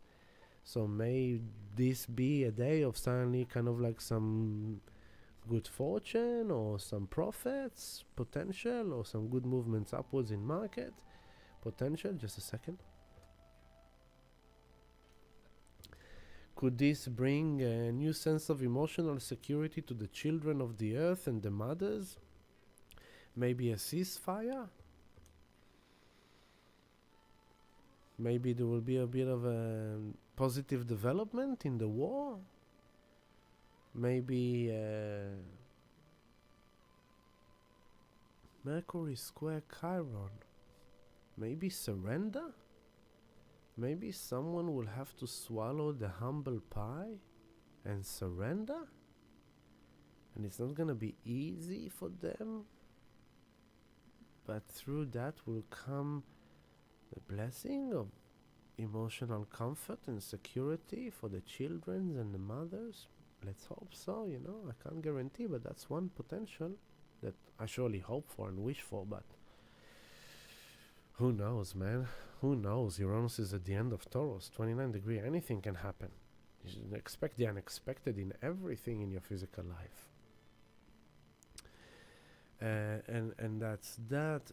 Sun conjunct Pluto. And the Sun conjunct Pluto brings us into the new moon. Because look, the moon is on 22 degrees Gemini. And now comes Wednesday.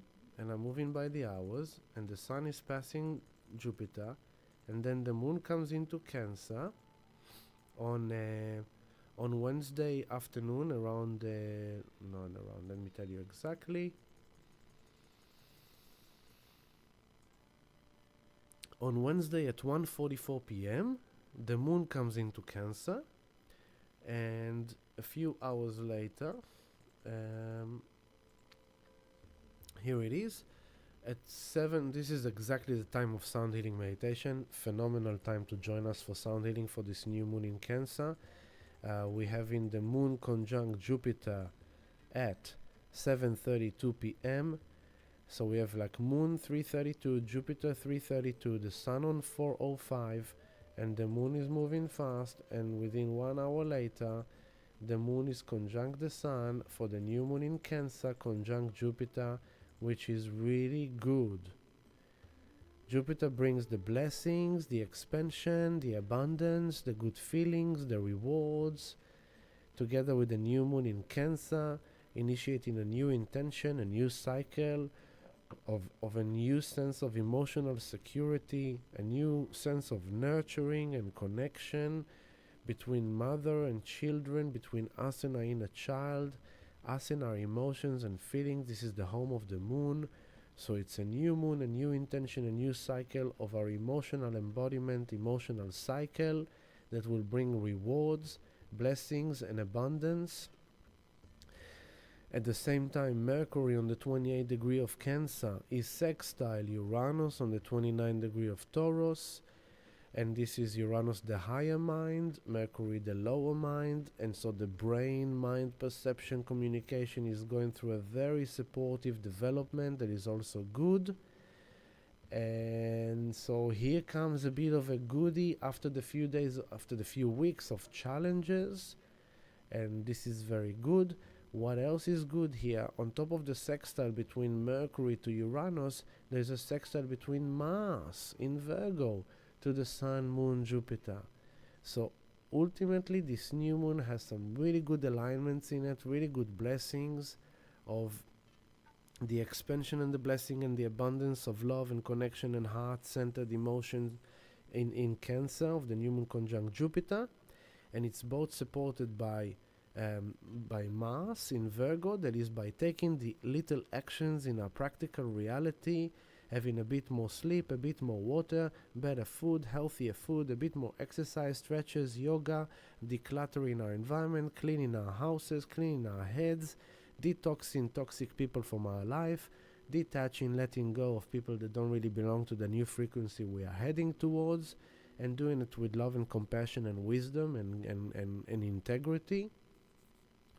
As Mercury sextile Uranus, we are really getting a supportive breakthrough, realization, understanding on a mental level through our relationships and surrounding. I really like this new moon chart. Although remember, we have the challenges in the background because the Sun, Moon and Jupiter are still breaking out of the square to Saturn and Neptune in Aries. So it's breaking out, we have passed the main challenge, but it's there to remind you, yes, this is good and you're gonna get some blessing, but just remember, be in integrity, be responsible for the new self that is emerging, make the decisions that are serving your new self and your new life and your new character and your new dream. Don't fall down the trap of past delusions. Don't get upset or frustrated. Don't get bummed down, melancholy because some things don't go your way. Because remember, Mars in Virgo, you are with the South Node. So not everything is gonna walk by the plan as you used to know it and as you used to do it. There's place for adjustment here, so don't be too anal. Don't be too pragmatic. Have a plan, follow the details, but also be flexible. Mercury sextile Saturn, Uranus. Be flexible, be maverick, be innovative. Don't be fixated. Be psychic. Let the emotion bring the psychic knowing to you, and that can give you the epiphany, the realization, the breakthrough that you're searching for on a mental communicative level. Very good, very yummy. And also the next thing that is happening a day after, 2 days after, Venus is closing in on Uranus as well. So let's move the day after into Thursday. And Thursday the moon is coming in Cancer, closing in on Mercury. Mars moved to the 5th degree, so Mars is still in an ongoing sextile to the Sun. Very good, supportive of the continuation of development. Venus is closing in on Uranus. And then, on Thursday, as we coming out from the new moon, Mars is... excuse me. Woo! That was a good sneeze. Mars is still sextile the Sun. Mercury moves into Leo. Friday shift. Friday early morning. So exactly at...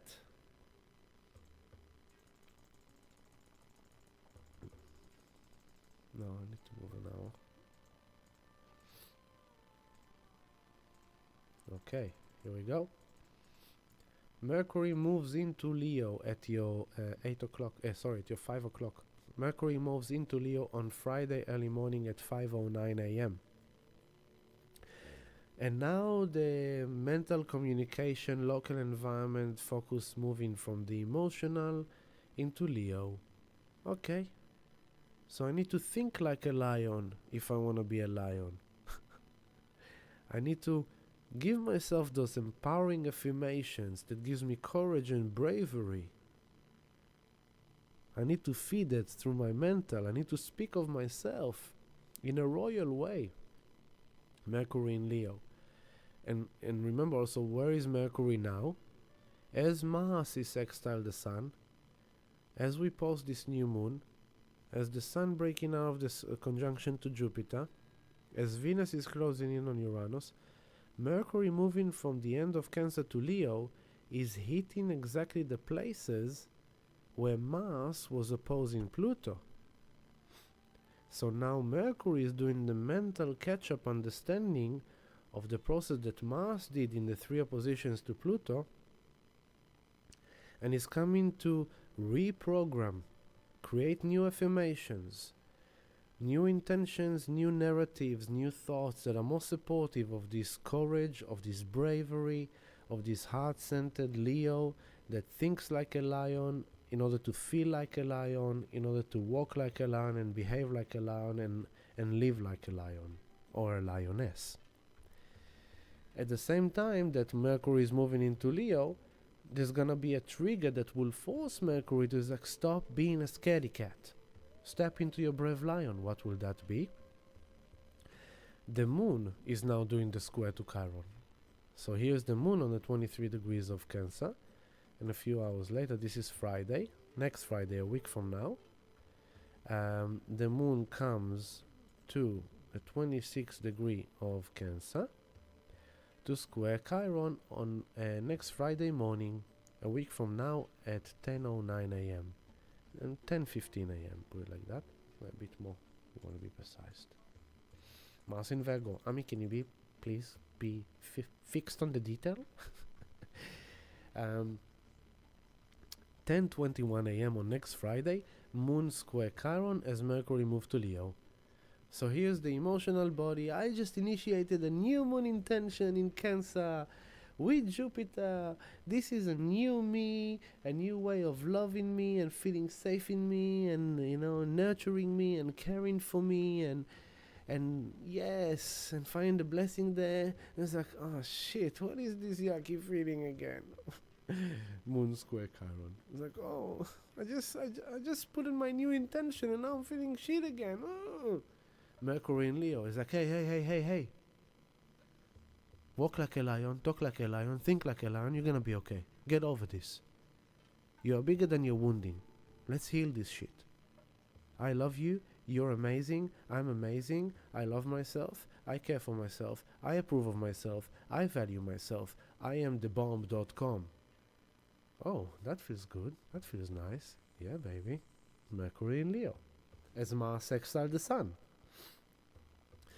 Taking action of the little details in life. How you think, what you do in your day by day. Like, stop feeding the wounding, stop feeding the yucky feeling. Feed what makes you feel better. And that will make you feel more Sun in Cancer, more emotionally secure, more at home, more loved, more cared for. Amazing, awesome, love it.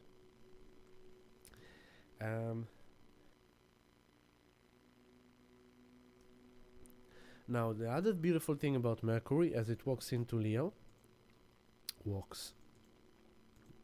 it goes into Leo, and the moon on Friday afternoon, the moon joined Mercury, and then we have the moon conjunct Mercury in Leo. I'm thinking it, I'm feeling it, thebomb.com. I am the lion, baby. In the jungle, the mighty jungle, the lion sleeps tonight. You know? It's like, be the Lion King, feel like a lion, think like a lion, and that will help you. And as they do that, they are also creating a beautiful trine to Saturn. Oh, wow, there's finally a positive alignment with Saturn. Yay. And so on Friday evening, 2 days after the new moon, after we process a bit of this wounded feeling, but at the same time, that's the only kind of but the goodies is that Mars is sextile Saturn, so the actions we take in our practicality, in a practical life, in our physical embodiment and physical life is supportive of our better emotional sensitivity, security, stability. So we feel good about ourselves because we face that wounding and we face that discomfort, but we used our mental powers to overcome that, to be brave, to have the courage, to build our strength and to big up ourselves. Then the moon comes into Leo, and yes, baby, that feels good what we did today. I'm really feeling it. I've really overcome that kind of challenge, and you know what? I can do this. And so Moon and Mercury conjunct together, trining Saturn. This is next Friday. And this kind of embodiment of the feeling, the emotion, and the thought that is kind of building up the lion is supportive of this new karmic structure, identity, character building that Saturn is doing in Aries. Oh wow, the Rubik cube just clicked and another algorithm just been solved. So think that all this process of over the weeks and months is like a Rubik cube that every time you click it into a different place, and so you fix the yellow, but now the green and red are still a mess. So, okay, you got the yellow right, but you still need to mess up the yellow again in order to get the green and the red right. And then you fix the green, but now the yellow has some blue. So now I need to fix the blue and the yellow. And it's that kind of a matrix of like, yeah, this is right, but no, that's not right. Then you go like, fuck, will I ever get over this? Like, I don't manage to break through this. It's frustrating me. It's so uncomfortable. I wanna get, like, that kind of a game. And so Mercury and the moon do it first on Friday evening at around 7 p.m. The moon will trine Saturn. Mercury will do it the day after.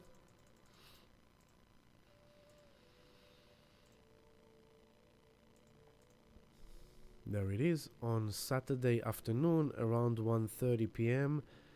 Mercury at your 5 o'clock will do the trine to Saturn, and this is positive development, flow, karmic, that supports this new identity that is emerging, your new responsibilities, integrity, structure of this new self that you are creating is supported, and it's working in a flow, harmonious way with Mercury in Leo, which is kind of like this perception of self, this way of talking, presenting yourself.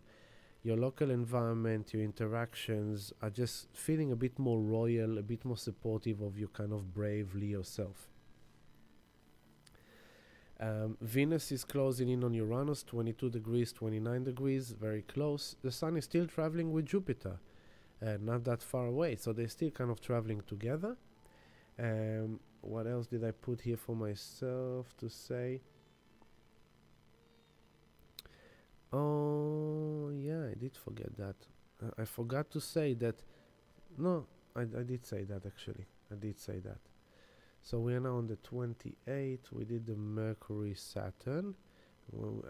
And then, yes, after Mercury passed the trine to Saturn, remember, like now look at the gap between Saturn and Neptune at your 9 o'clock. Saturn 1 degree 44 minutes, Neptune 2 degree 9 minutes. So now there is only 25 astrological minutes between them. Their conjunction is really close. And this is fundamental. This is the new karmic seed of the new dream, of the new divinity embodiment into the new character, the new paradigm, the new architecture of the self-identity that is emerging. But it's not going to get the full closure and the full revelation only until February 2026, when they will fully conjunct. So remember that we are in labor, but we're only at the beginning of labor, and the baby is coming out, let's say, end of January, Saturn-Neptune conjunct, Venus-Uranus again for the final time at the end of Taurus at 24th of April. I will say that by May next year, give it 11, by May next year the baby is coming out. Something like that, alright? General kind of metaphor.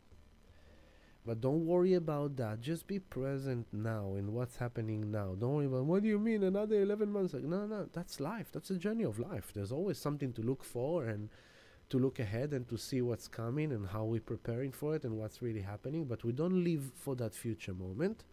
We live in the present moment. And we're just facing the present moment, and this astrological insight into the future, they're just kind of giving us the landscape guidelines, like, okay, I see. Okay, so we're gonna climb this mountain because we need to get down to the valley so we can cross the canyon into the lake. Okay, I see. Alright, cool. That's how you should take it. Not as like, oh no. Now, then comes Mercury trine Neptune. A few hours later, Mercury will trine Neptune on next Saturday, the 28th of June, 9:20 p.m. and 9:30. So next Saturday night, 9:30 p.m. Mercury trine Neptune, beautiful. Mercury, the analytical mind, and Neptune, the dreamy, the kind of the spiritual, the mystic, the psychic.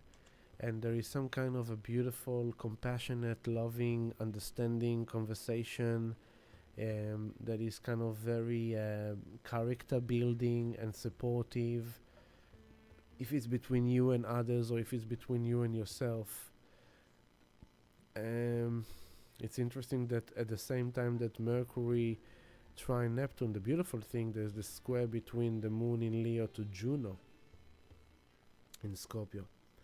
And I remember all this time I said to you, it's like Juno and Black Moon Lilith in Scorpio are also doing a lot of work. Black Moon Lilith, the shadow feminine self, the taboo, our hidden desires, our raw kind of physical desires and wants and needs in Scorpio.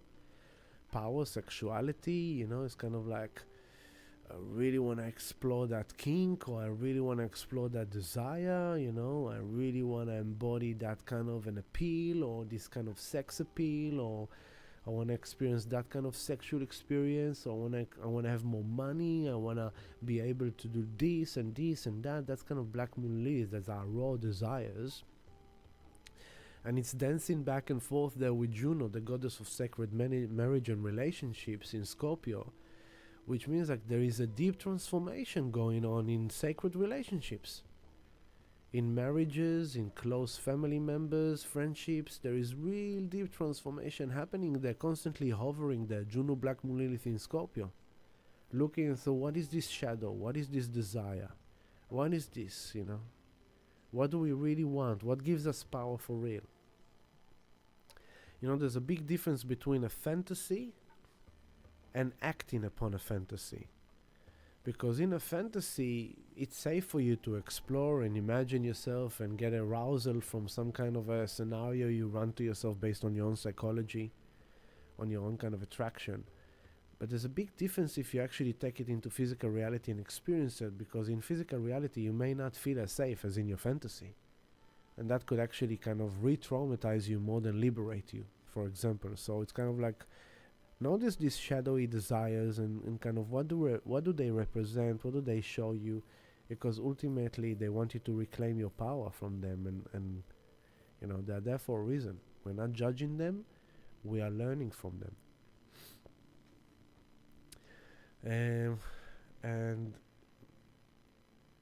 And then Mercury, so Mercury trine Saturn, beautiful, then Mercury trine Neptune, beautiful. But what else is happening is that Mercury is building the opposition to Pluto. And so next Saturday night is Mercury Neptune. And Mercury is moving still quite fast. So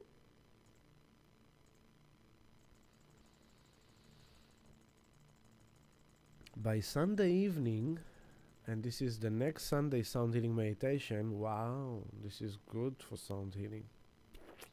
Amazing.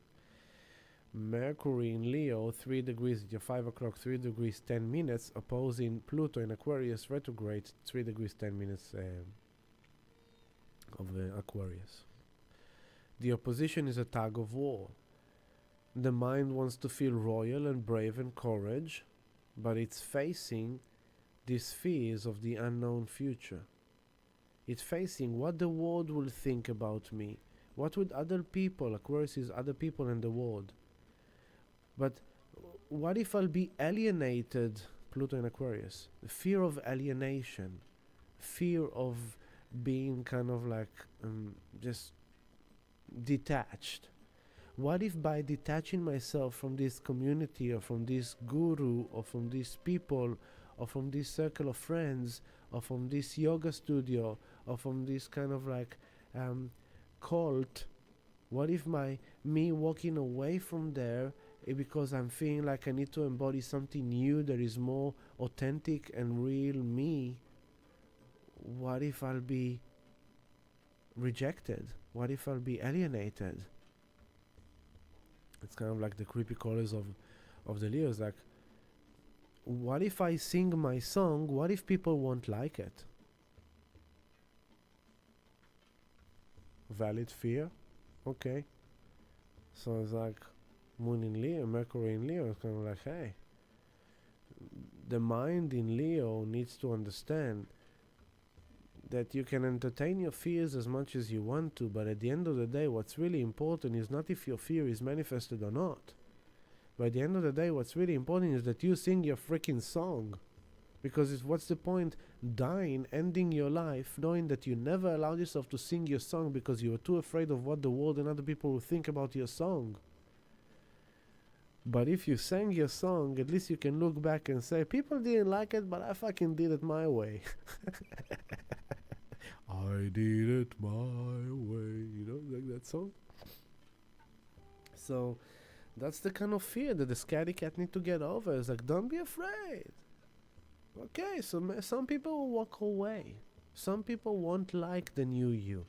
Some people won't like your new song or your new appearance or the new persona you're presenting. That's not supposed to stop you from becoming who you need to become. You be you, do you, sing your song,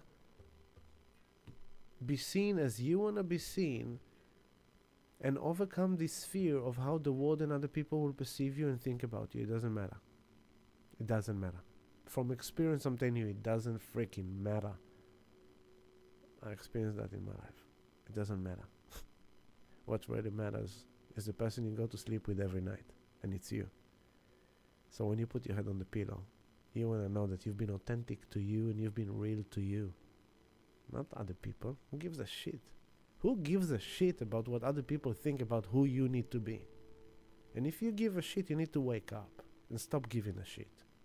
Simple as that. But don't go to war with those that alienate you. Don't fight with them. Don't argue. But please, I want you to understand my point of view. And it's like, no more pleasing. No more pleasing. No more playing the games. No more gaslighting. No more goalposts. Like, be who you are and just that. You don't need to explain it. You don't need to just sell it. You don't need people to buy it. Be you. You know? It's like the great, you know, if you look at the greatest musicians, the most successful one, Freddie Mercury. Did he give a shit about what anyone thought about him? That he was gay and he was doing all these things and he was singing these songs and Bohemian Rhapsody and all these things? He didn't care. Even his own producer didn't like that song. But he still did it. And it became a phenomenal hit. Jim Morrison, The Doors. He was a weirdo, but he made it big. Michael Jackson was a weirdo and made it big.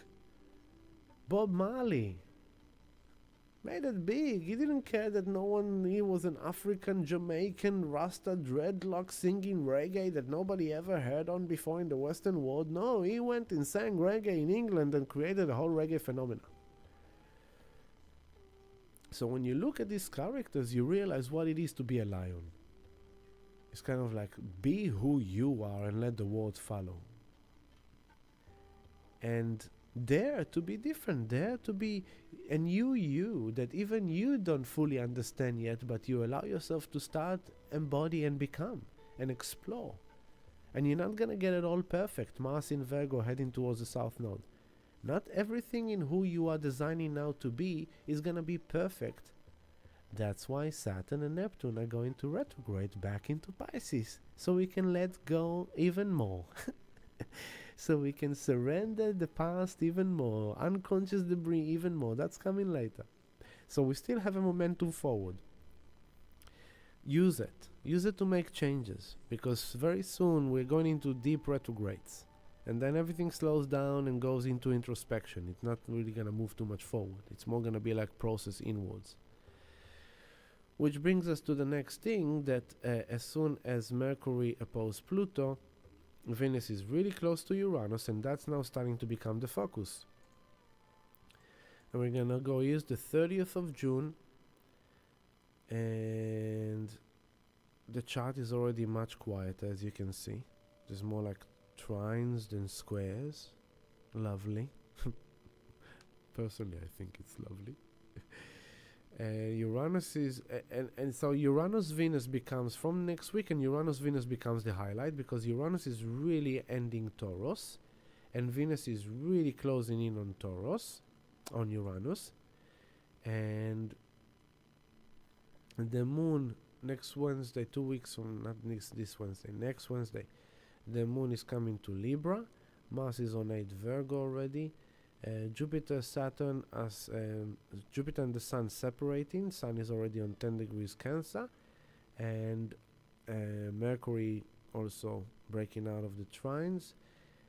So the highlight is now Venus and Uranus on your 7 o'clock. And here comes the 4th. 4th of July is a big day. On the 4th of July, Friday, 2 weeks from now, and I'm ending with that, 2 weeks from now on a Friday, 4th of July, Neptune is stationed in retrograde. So this week Neptune is still okay, but once we get to the next weekend,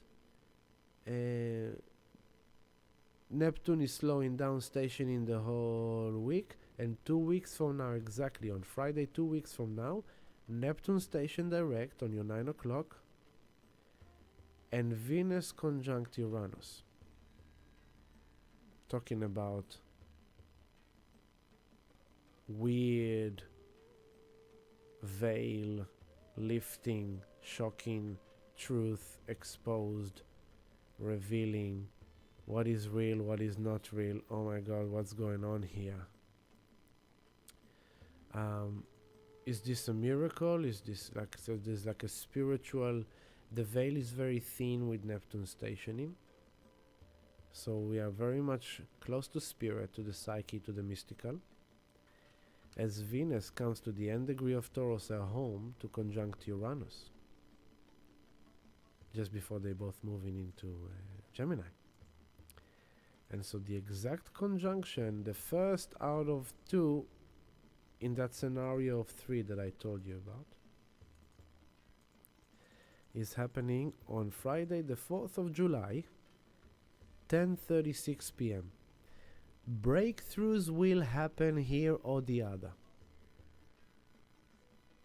Breaking free, liberation, transcendence, epiphany, enlightenment. The positive side. Spiritually guided, the veil of spirit is very thin, Neptune station in retrograde. Venus conjunct Neptune on the 29 degree 52 minutes of Taurus. Phenomenal. What a crescendo to the Uranus in Taurus journey. And here we are really breaking free from whatever things we've been trying to kind of move forward since 2018. All the changes, that the shocks and the turmoil, the shocks and the earthquakes, the zaps, the oh my God, what's going on? Since 2018, Uranus has been zapping our physical reality, zapping our sexuality, zapping our relationships, our values, our finance, our economy, our money. Zap, zap, zap, zap, zap. Here comes the breakthrough. Here comes the breakthrough. That is only triggering a process of that will be finalized on the 24th of April next year. Okay? So I keep showing you how these very big significant events which are happening now are lingering into continuation into 2026, end of January into end of April. And it's a transmutation process on a very big, deep, fundamental level. That's why it's so uncomfortable. Trust the process. I said it so many times this journey, this love stream. Trust the process. On another kind of scenario, shocks, traumas, earthquakes, volcanoes, economy, finance, war. Oof. Is this a nuclear bomb exploding, or is this a breakthrough and a peace agreement? Is this a massive earthquake? Is this a volcano? And from now into that time, from now into the 7th of July, high potential of natural disasters. But, expect the unexpected. Is this light ships and spaceships appearing in the sky? Hey, guess what? 2952. That's the conjunction of Venus-Uranus. Venus rules Taurus. Physical reality, physical embodiment, the goddess of love. Uranus, the alien, out of time and space. Transcendence. Beyond this world. Mind-blowing, higher truth. Transcendental. 2952. You know what sits on 2957? Alcyon, the main star of the Pleiades star system, the Seven Sisters, family of love and light.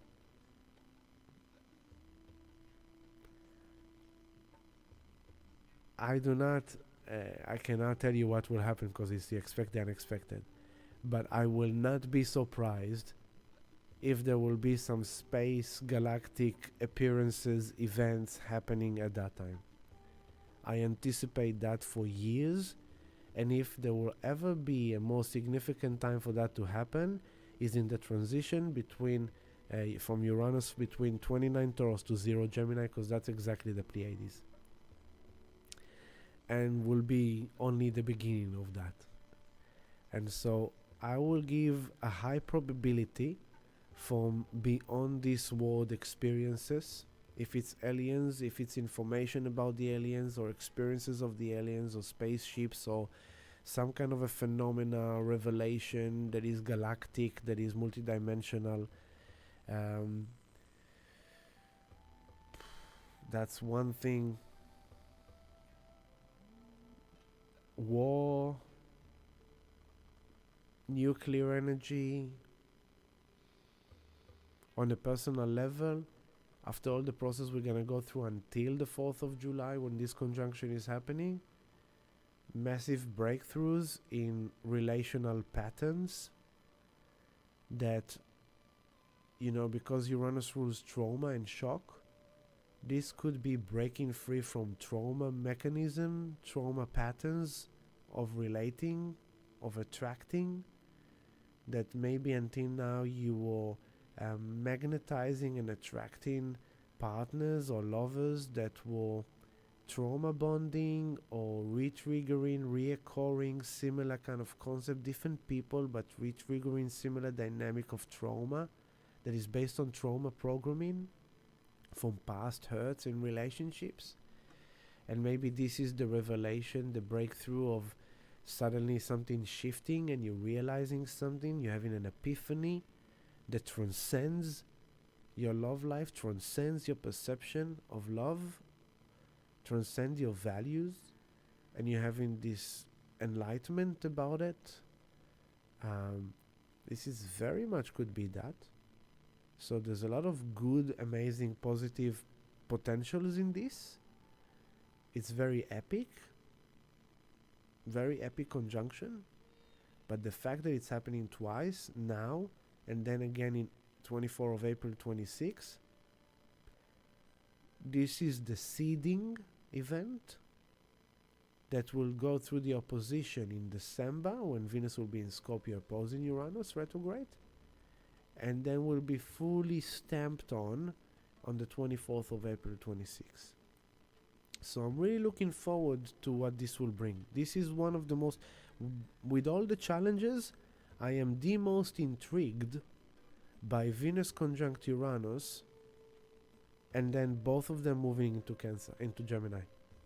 Very intrigued, but because I have a personal reason why I'm intrigued by that, because of how it plays with my chart. And it's good for you to do that too, to look at your birth chart and see if you have like anything that plays with the 29 degree Taurus or 29 degree Scorpio or 29 degree Leo. And so Scorpio will be in opposition to it, Taurus will be in conjunction with it, Leo and Aquarius will be squaring it. So if you have anything on 29 degrees of Taurus, Scorpio, Leo, Aquarius, it will directly impact you. Now, if you have something on 28 or 27 degree of those star signs, they're still going to be triggered by this. Or the 0. If you have anything on 0 Gemini, 0 Virgo, 0 Sag, and 0 Pisces, you will have that game as well.